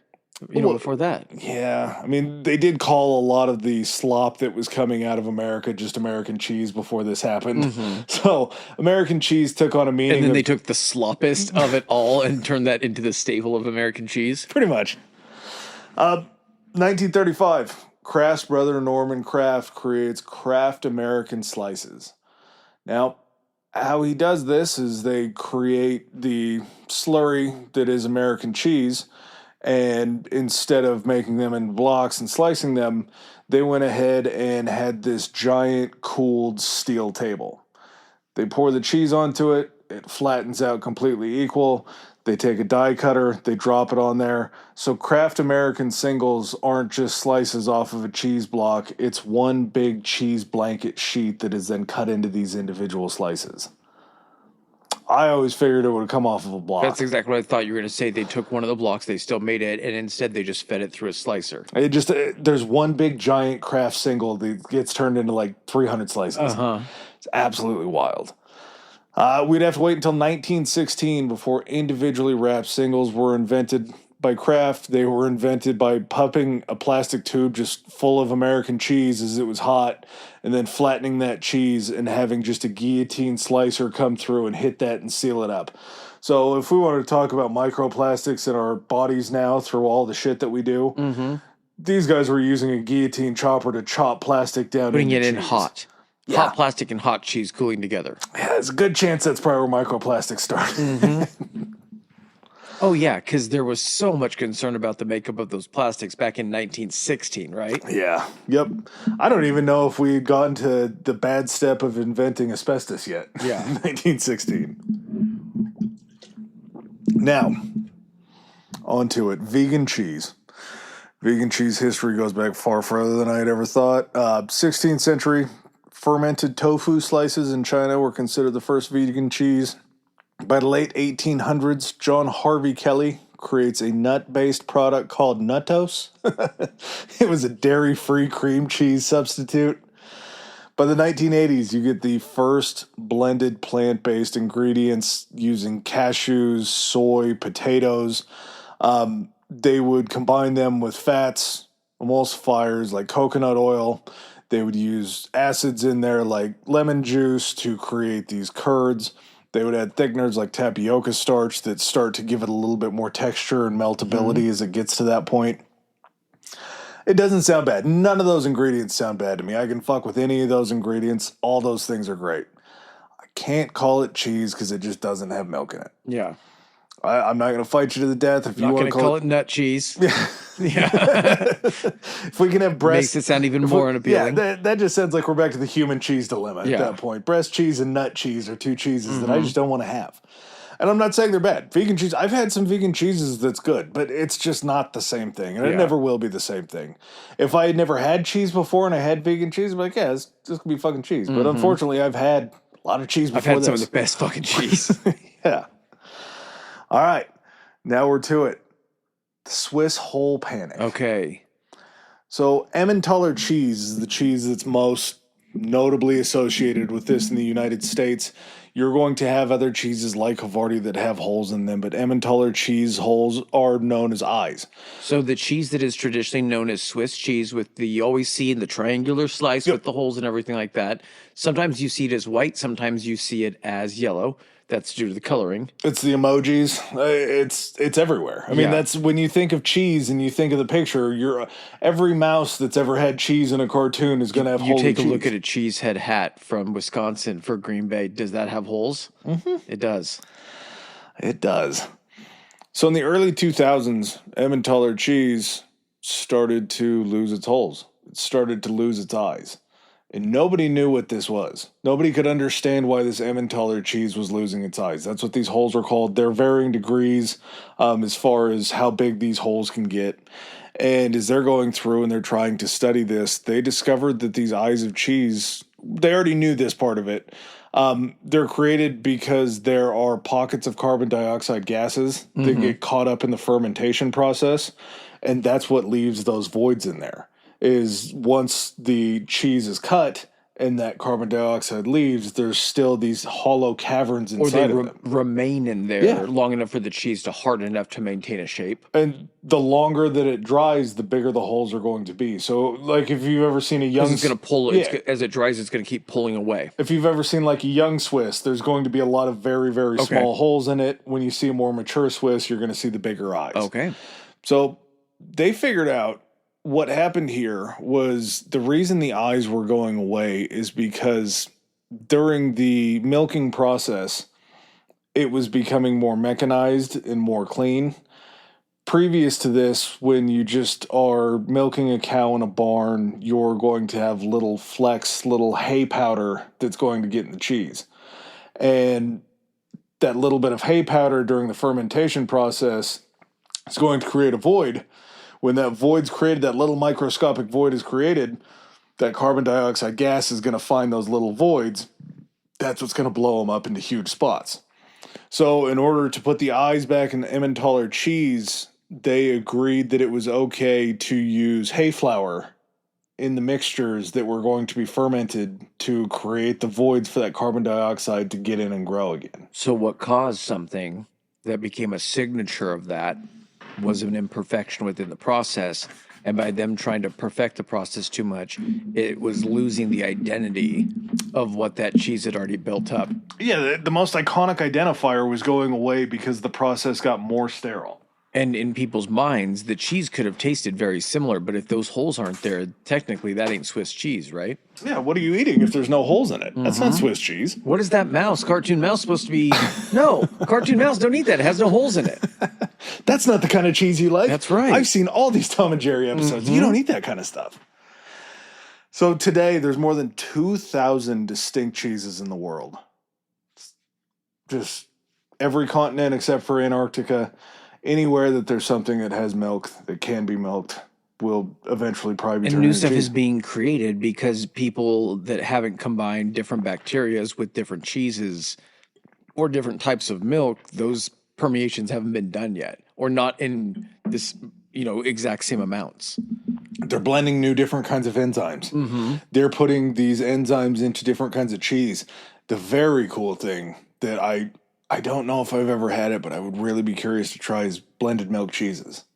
So milk from a cow and milk from a goat blended together to make a cheese. Oh, okay. You're getting all of these different flavor profiles from the way that the cheese or the milk is made inside of the animal. They're all going to taste a little bit different in a Yeah. certain way. So if you can have a half milk cheese, half goat cheese, or half cow milk, half goat milk, and put it together, you're going to have a cheese that's going to taste completely different from both of those. But that could also be the fact that, and it could also be different if you had a cow from the Highlands of Scotland and a goat from somewhere in France, and then you did that. Again, it's both a goat and a cow, so it's different than both of them by themselves. But then the diet and the way the cheese is like, so there could be an infinite possibility of just different regional mixtures of cheeses and everything. The French have this belief in something, and they use this all the time. It sounds very pretentious when you talk about it because they talk about it with wine too, but it's called terroir. And it's basically the terrain. So they always infer that you can make any cheese on any continent in the world, but it's never going to taste the same as the original place that it's from because of the terrain that it was on, because of the things that it was eating. You can use the exact same bacterium enzymes on a cheese from France over in America, use the exact same milk. You can make the exact same product, but there's always going to be a slight difference because the cow that you have over there wasn't eating the alpine grasses from France.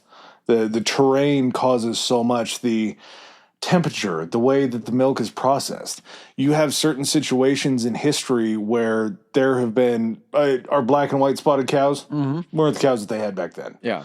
They have made or I guess they didn't hybridize. They bred the way the spotted cows are now because they could breed them in a way to where their milk efficiency was so high that those are Jerseys or Guernseys or something like that. Jersey cows, I believe. Yeah, they can get that kind of stuff out of them. It was some kind of like a black goat that had produced or that was producing less milk on average, and it was just a genetic anomaly. For every 10 white goats that you would get, there would be one black goat. It didn't produce as much milk, so it was starting to be weeded out of the genetic pool. They weren't breeding them because they weren't good for what they were using them for, until you get this cheese market that comes back to artisanal cheeses, because while it doesn't produce as much milk, it has a richness in its milk just genetically that the white goats didn't have. So you have artisanal cheese saving breeds of goats just because they can be made, or their milk can be made into something that's different. Just like you're saying, like the smaller concentration, different flavors, things like that. Depending on cream levels of the milk, just all sorts of different factors. So kind of around the world, we're going to hit the high notes of these places because, again, more than 2,000 distinct kinds of cheeses. We're not getting anywhere close. England, cheddar, as we talked about, from a village in Cheddar in Somerset. Stilton English blue cheese is made from cow's milk, and it must be made in Derbyshire, Nottinghamshire, or Leicestershire. Stilton is a town that this cheese originated from, and it cannot legally be made in Stilton because it is under something called a PDO, Protected Designation Origin Status. And that means that once it was made in Stilton, these factories that were in Derbyshire, Nottinghamshire, and Leicestershire, they would basically export the cheese making to these larger facilities. None of it was made in Stilton. When it got this protected status, those were the only 3 towns that it was being made in, so those are the only 3 towns that it could be made in. Gotcha. Now, I think we know of another pedo protected status over in England in former Prince Andrew, but you can't. Stilton's incredible. It's a wonderful blue cheese. France, Brie, soft cow's milk cheese, as we talked about, known as the queen of cheeses, with this beautiful white bloomy rind. Some French styles carry this same PDO status. Brie de Mont, the one that we talked about that Charlemagne loved, was the first cheese to get the AOP, which is their distinct French status in 1980. Since it gets this AOP status, this means that all of the methods of creating this cheese have to be followed to a T for it to be considered this Brie de Mont. Of course, it's going to fetch a much higher price tag because it can only come from certain areas. They say that you can be arrested if you're making it anywhere else, which is absolutely insane. Camembert cheese was originally from Normandy, France, and it's very similar to Brie, but it has a washed rind mostly now.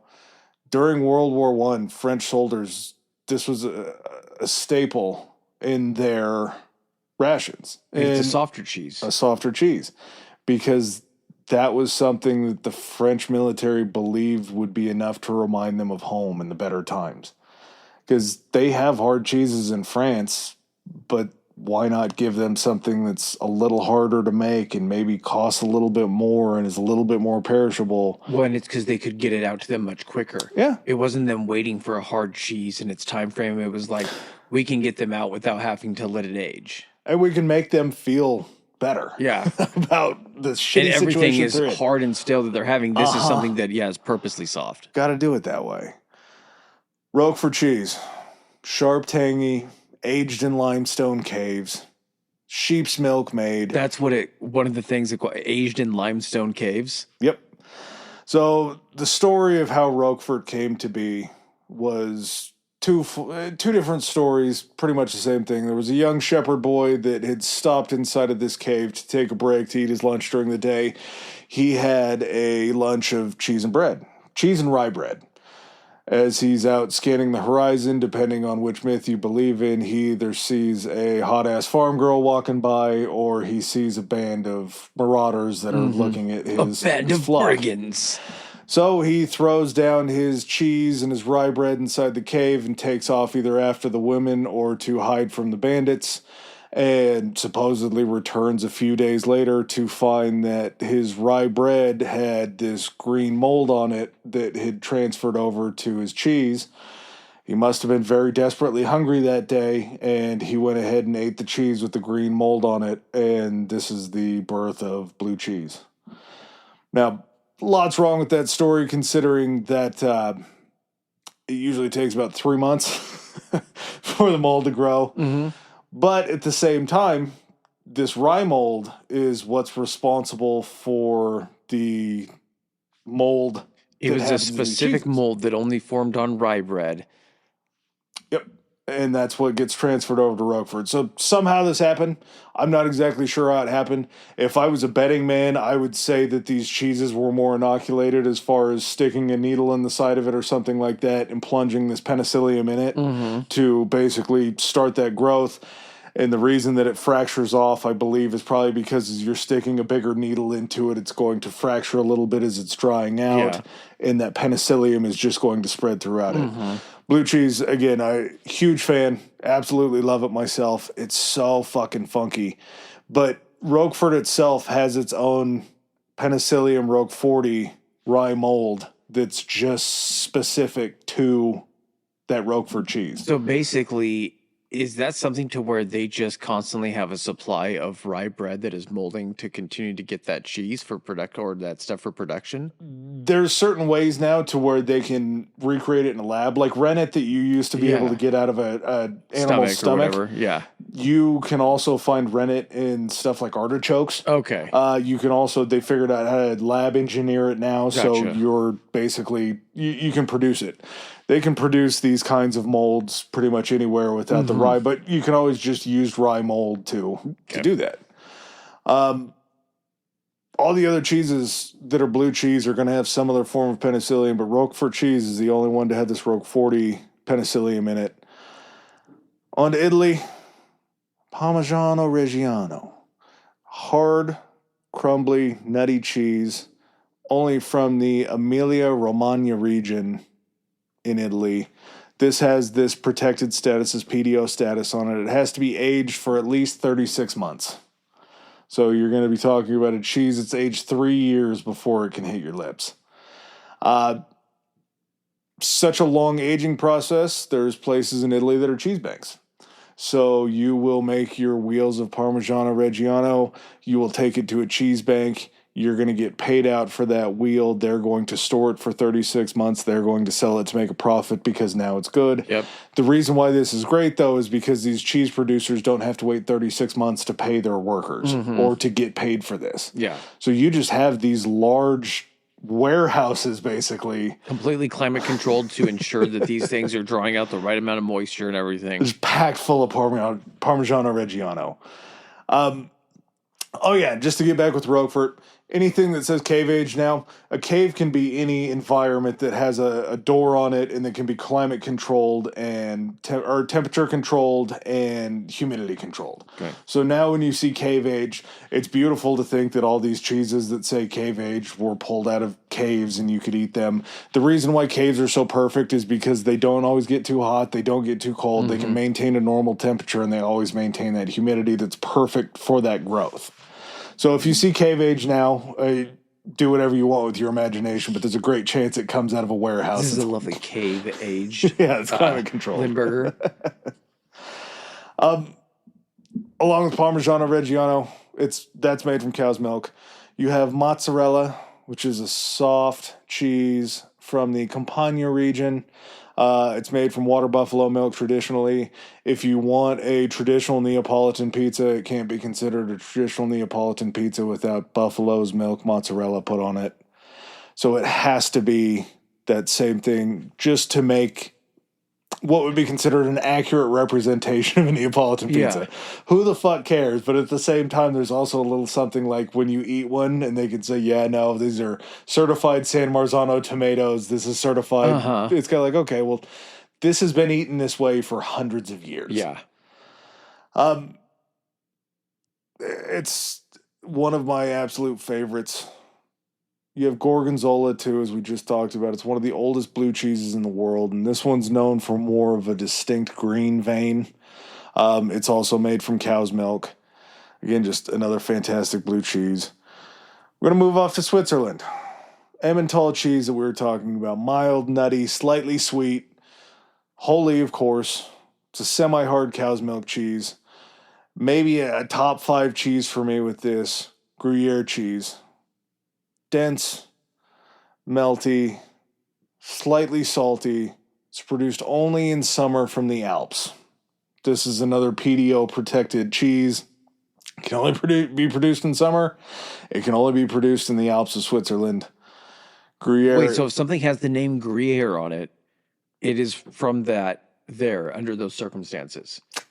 How expensive is Gruyere? Unless it's American made. And then we bastardize it. Gotcha, Like all these other PDO protected things, we have come to bastardize them. And I don't hate it because if you can get something very similar to it, I've had Gruyere that was PDO.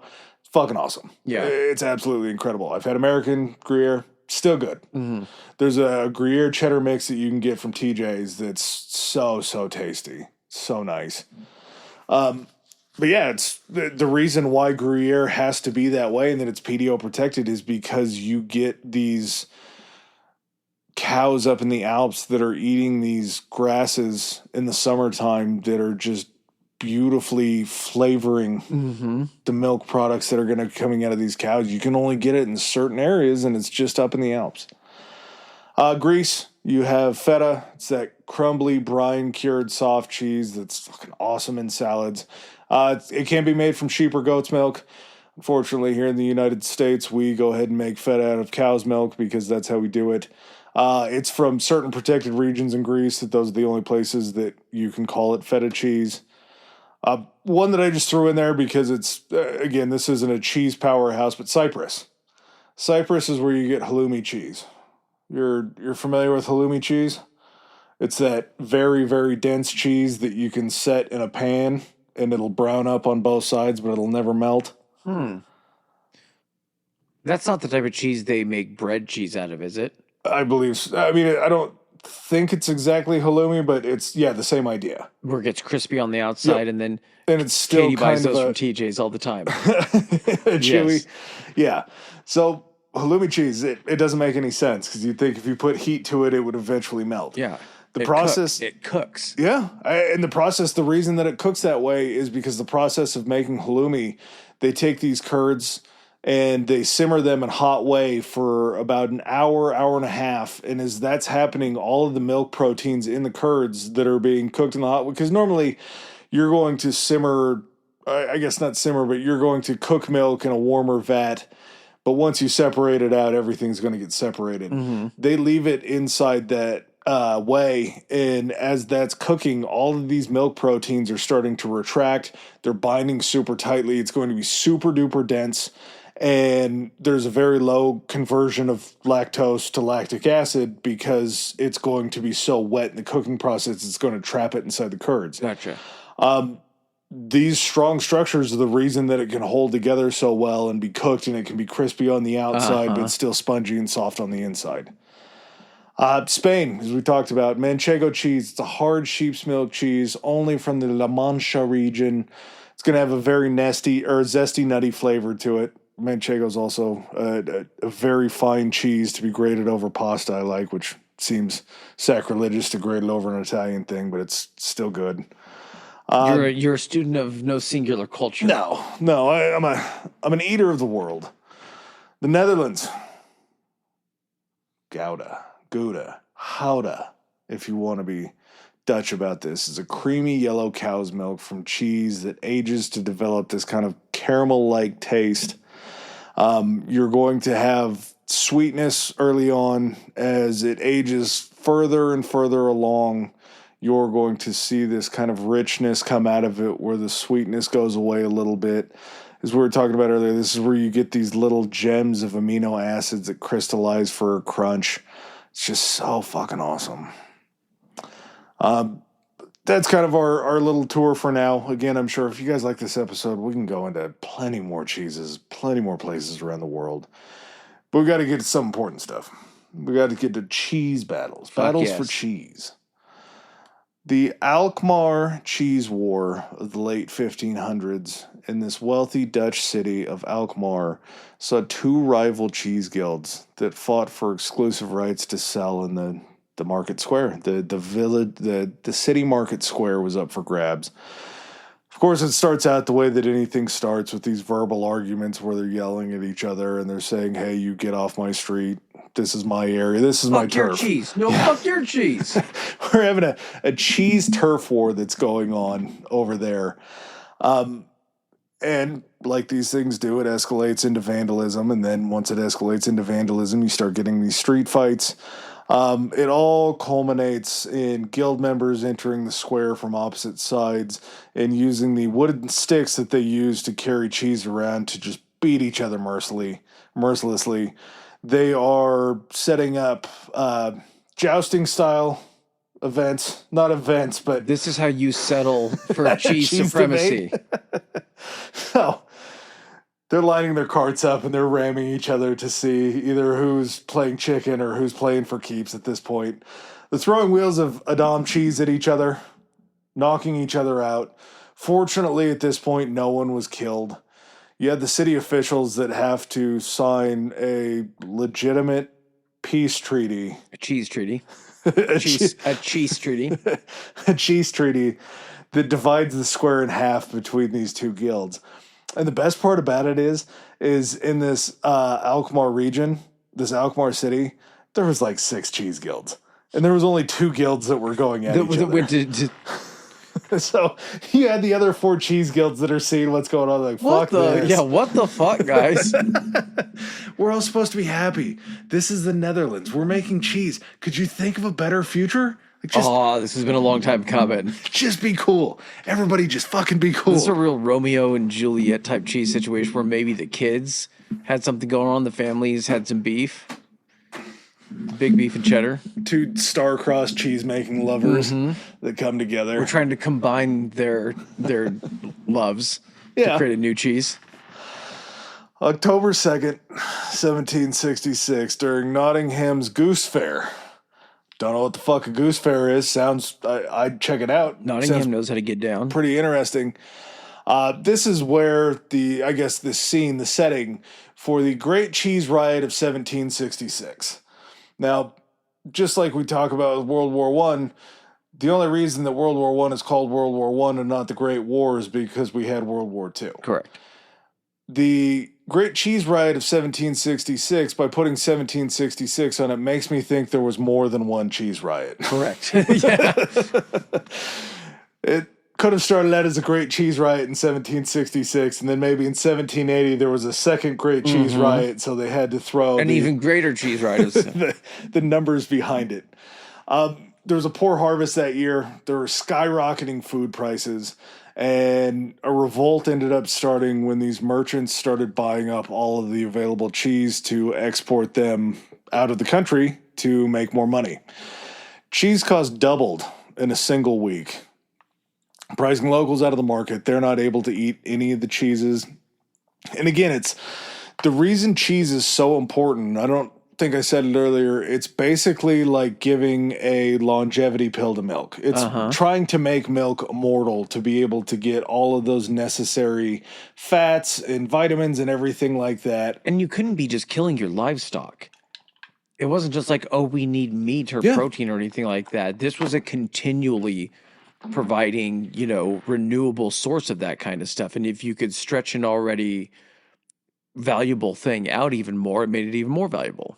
And then you have these merchants that are buying it up to sell it somewhere else and clean up the market. So locals had enough of that shit. They began looting stands. They were rolling large wheels of cheese down the street. And as the mayor came out to try to figure out what was going on in the madness, he got swept off of his feet with a rogue cheese wheel that busted up his knee pretty bad. Is there a reason that was like the go-to shape was just a large wheel? I think it was ease.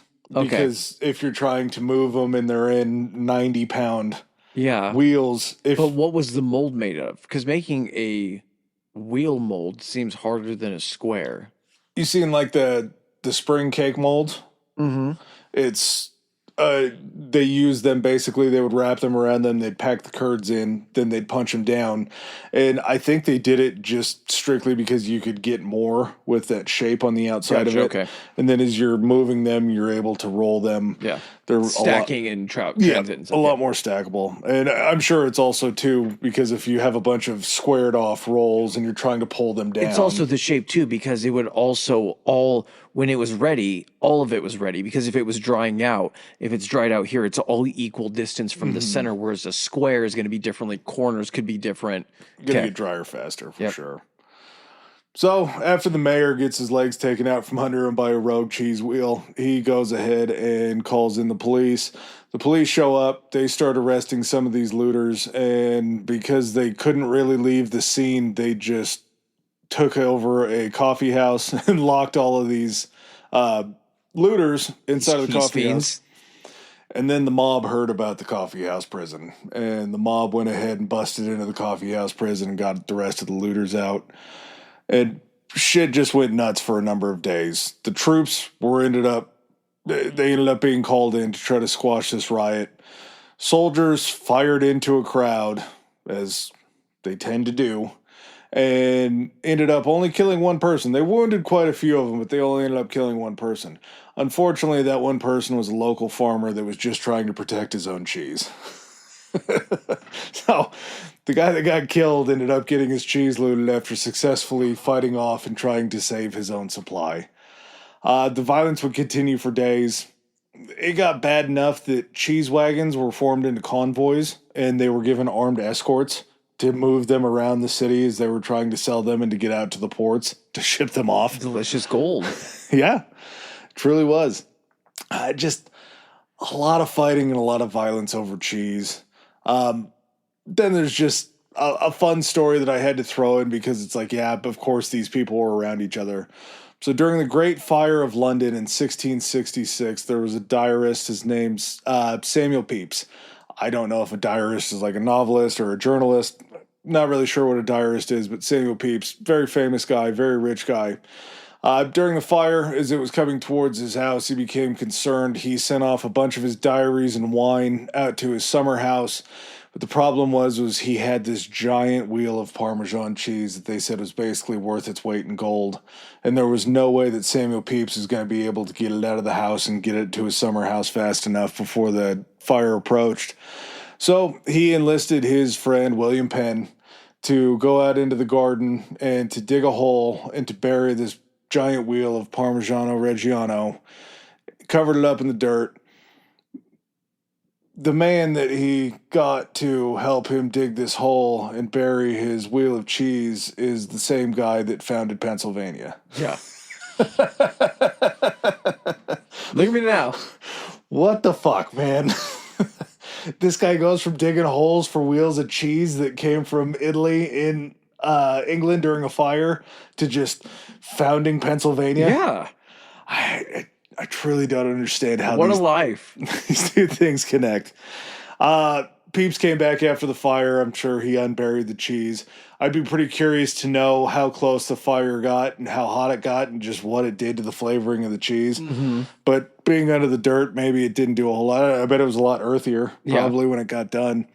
I don't know what payment Penn got out of the deal. Maybe he got a slice lopped off. I was going to say it was probably, a steak in the giant wheel of cheese.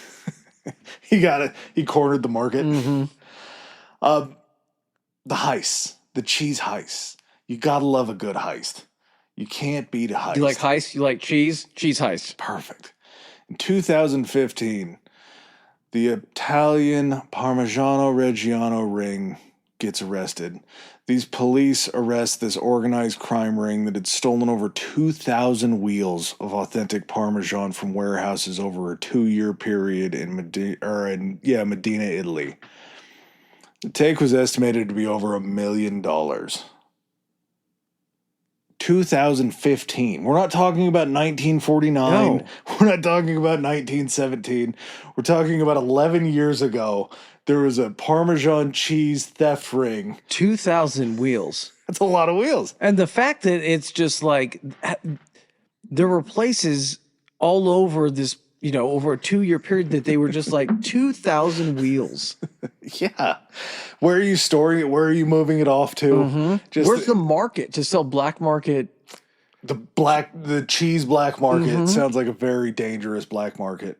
The fact that that's estimated over $1 million for 2,000 wheels of cheese. I mean, that's a lot of cheese. 2,000 wheels of cheese. Sounds greasy. It's a lot, but $1 million worth of cheese is nuts. In 2016, there was a semi-truck that was carrying roughly 70,000 pounds of cheese that was stolen from a facility in Germantown, Wisconsin. It was it's going to be Wisconsin. Yeah, it was backed up to the loading dock. It had just been loaded, and this group broke in. They ended up stealing the truck and pulling away with 70,000 pounds of cheese. They'd be found the next night 20 miles away in Milwaukee trying to sell this haul of cheese for $1 a pound. And, of course, the buyers of the cheese got suspicious why they were trying to unload this for so cheap. No shit. Because this is the incredible... Well, so cheap. It's still people trying to sell a truckload of cheese for 70,000. Like, who's going to be lining up to buy that? This is the incredible part about Wisconsin is there are cheeseheads. They produce more cheese in the United States than any other state. Their marketing campaign is so solid that the Wisconsin cheese conglomerate, the corporations there, for every pound of cheese that's sold, $1 from those sales goes back into marketing. They spend $1 a pound back into their marketing campaigns. Jesus. Just to promote Wisconsin cheese. They make great cheese. Yeah. They make awesome cheese. But to put that much effort and that much financial stake into marketing Wisconsin cheese, they're also known as the cheese state, though. So it obviously has worked. Yeah. Yeah. There's a reason why they are that way. And A, it's because they make so much cheese, but B, it's because it's awesome. It's absolutely incredible. The haul was worth $160,000. So they were shorting themselves $90,000 You just got to unload the cheese at that point. Yeah. Quick before it melts. You're trying to move off of it pretty quickly.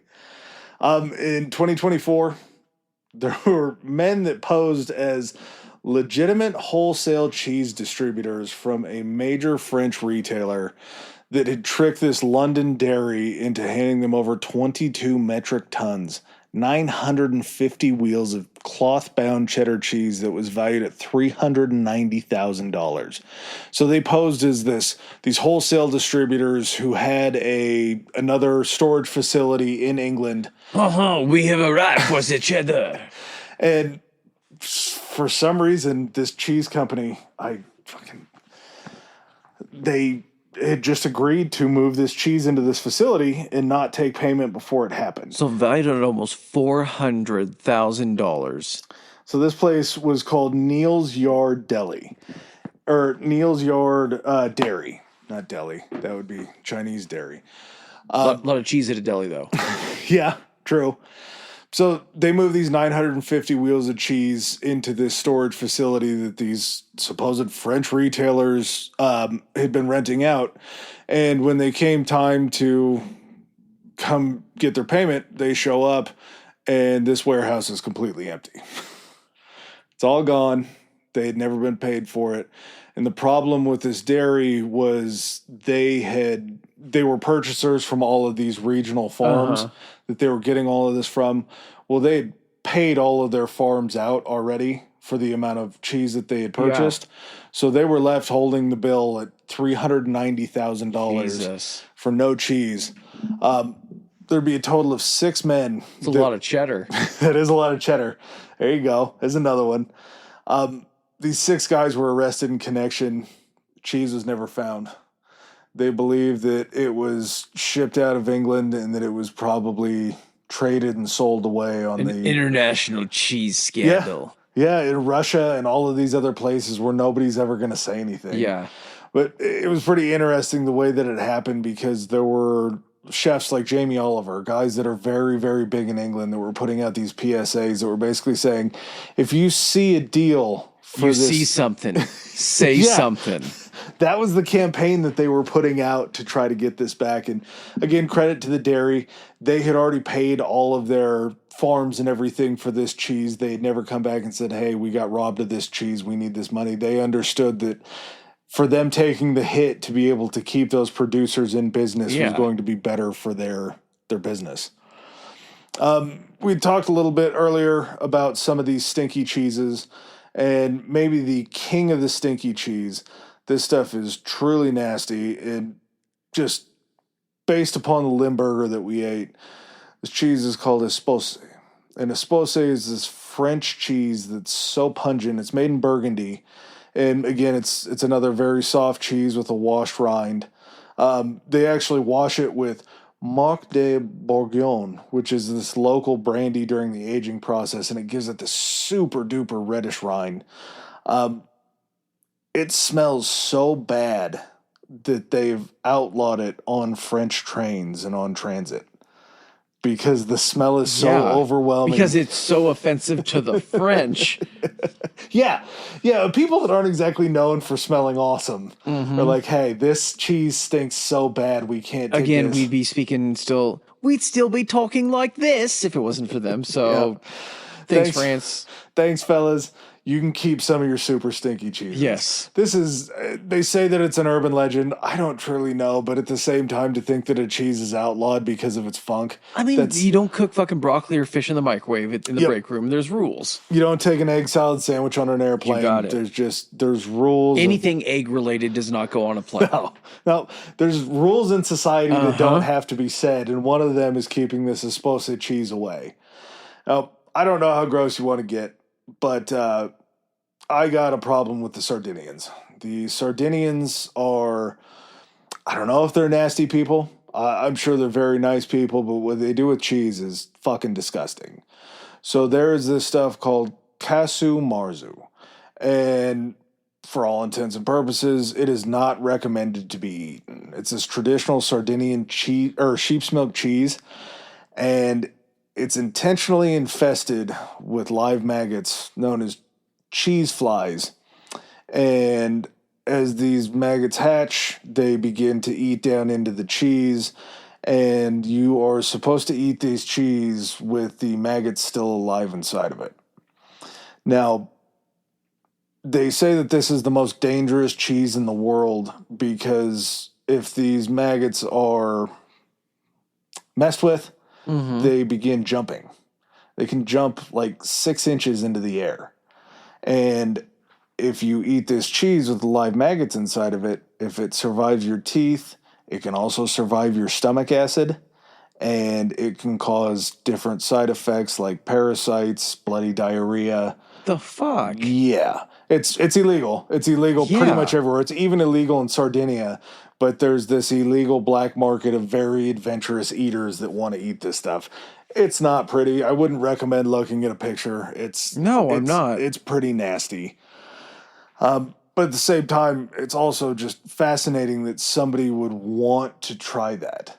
Like But at the same time, that has to be created out of a sense of survival, of necessity, and then it just became a traditional thing, and then maybe it became one of those things where it's like, you got the balls to eat our maggot cheese, and then they just started fucking with like outsiders by making them do it. Yeah, at the same time, it's just straight pecorino cheese that's made from sheep's milk, so it's not like it's that crazy.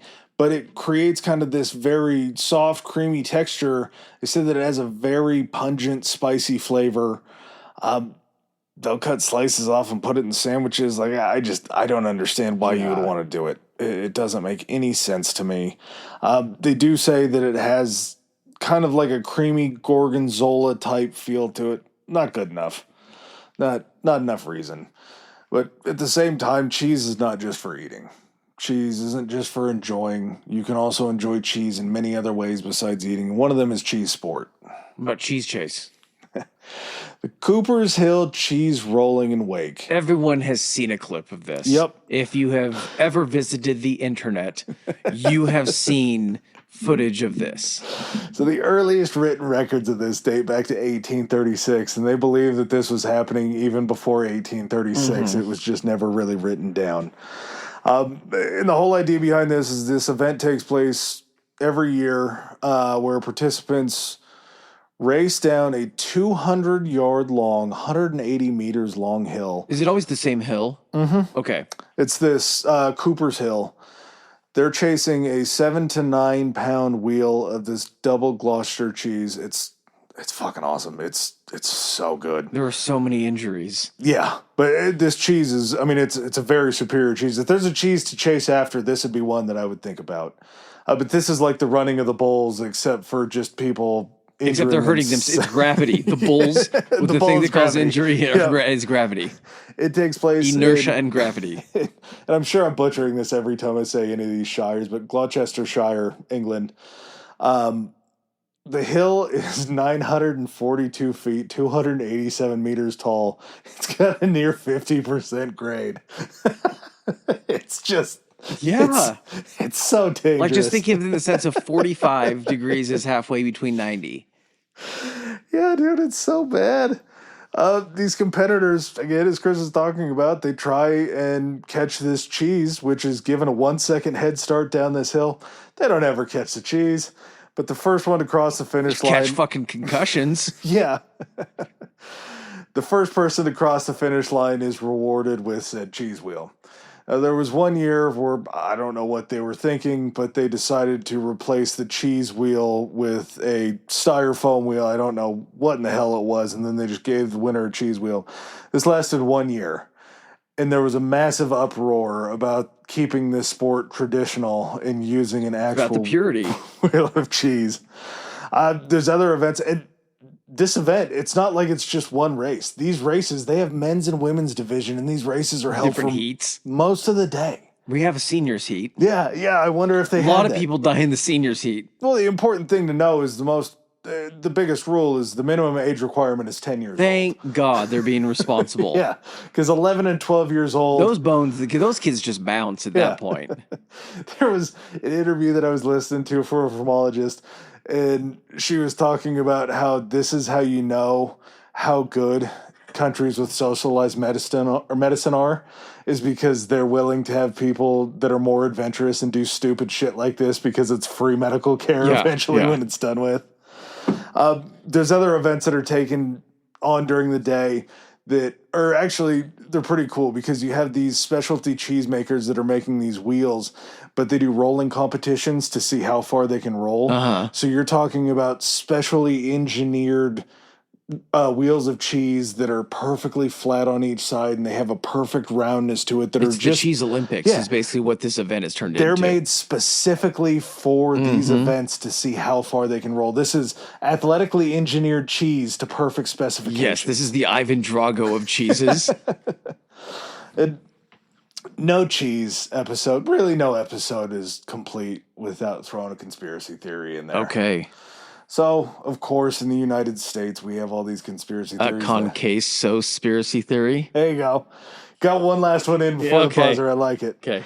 So, we know about the Denver airport conspiracy and all of these underground bunkers that the elites and the government have for when shit goes wrong. Yep. In the 1960s and 70s, I believe Carter was kind of the one that spearheaded this in the 70s. They began purchasing these surplus dairy products to try to stabilize farmers' incomes. And of course, you can't purchase all of this milk and not do anything with it because it's going to go bad. So they turn the milk into longer lasting cheese. It's put into storage vaults, and occasionally, as it's getting close to a due date, a going bad date, the government will release these cheeses into food pantries and other nonprofits that help with like food insecurity areas. They actually do pretty good stuff with it. Not all administrations do. Some administrations are really shitty and let this stuff spoil and then incinerate it. Not going to go any further than that, but I think we can narrow it down a little bit. This cheese is mostly located in a 3.2 million square foot subterranean industrial park that's located in Springfield, Missouri. It's like Cheese Knocks. We have an underground cheese cave. Mm-hmm. You said it's cave. Yeah. Yeah. Total U.S. cheese stockpile exceeds 1.4 million pounds and is scattered across dozens of these subterranean climate-controlled facilities nationwide. So when shit hits the fan, at least we can sprinkle some cheese on it. Yep. And again, it's how American is it that these cheese stocks are mostly American cheese and cheddar cheese? So we're not getting the fancy stuff. We're not getting anything else. If this is cheese that we have to store underground for when stuff goes bad. When shit goes bad, we're just making nachos. Is what you're telling me? We're making nachos and Sammy's? Ballpark nachos. Uh-huh. Yep. We'll be able to do whatever we can, but the history of cheese is so just phenomenally fun, and it's something that is just, it's wholly good. It puts a smile on your face. I can 100% say that I have learned more from this episode, more applicable knowledge from this episode than I have from any other episode we've done. And if you haven't learned enough, if you just want to take one thing from this last little bit, cheese will get you high. Okay, yes, I explain this. So cheese can trigger like this mild to moderate dopamine response. The way that your body metabolizes it is going to change it a little bit different, but in the fermenting process, as this casein molecule inside this cheese is converted into something called casomorphine. Casomorphines will... That's what happens after you eat too much queso and you get sleepy and tired, and yeah. You feel like you're on morphine. It's like the itis that you get from eating turkey from the tryptophan. So just like we talked about, no spoilers on the Patreon, but just as we talked about with methamphetamine, it is able to cross over that blood-brain barrier. Mm-hmm. These casomorphines attach themselves to opioid and dopamine receptors in the brain. And you get this mild stress relief feeling and this feeling of pleasure. This is why some people make the argument that you can be addicted to cheese. Because you're answering so many questions about questions I have about my wife right now. these pleasure responses. I don't ever want to fucking hear her be like, you're making another trip out to the garage. Be like, are you eating cheese again? Well, the other thing about it is it takes right around 10 pounds of milk to produce 1 pound of cheese. So all of this casein, all of these whatever they are, the casein molecules or whatever, get concentrated from 10 pounds of this in milk down to just 1 pound of this highly concentrated casomorphine. And this significant concentration just will absolutely put you in a better mood. So basically it's the dabs, it's dairy dabs. it really truly is. It's dairy dabs. So instead of going home and popping an antidepressant if you've had a rough day, if you don't want to crack open a beer or sip some whiskey or smoke a little hot leaf, just eat a little cheese. Yeah. Make your day a hell of a lot better. Get yourself a cheese stick. Yeah. Exactly. Oh, God, I'm so glad we did this because this means that other stuff is now open for business. Yeah, if you guys like this, wine, salt, beer, all sorts of different alcohols, hard liquors. I would love to do wine because to be able to explain stuff from different areas and all that kind of stuff, we'll see how this, is taken, but I don't see people having a problem with this. This is fun as shit. Everyone loves cheese. Yeah, even the gluten intolerant. Even lactose intolerant people. I don't respond well to lactose, and I love cheese. So can't beat it. Now you know. If you don't want to fight, if you have a lactose intolerance, but you can shred it. There you go. Yeah, I got another one. I like that. Yeah, I got close to a dozen. I got close. All right. Any other questions? No. You have addressed all of my cheese-related questions and quandaries. I love this. Yeah, I mean, talk about a perfect night. Yes. Smoking a little weed. Got a little cheese. Challenging the mayor's son to a gentleman's duel. All right. Well, hey, thanks for this. Absolutely. It was my pleasure. All right. Well, we will catch you guys next time. Hope you enjoyed it. Peace.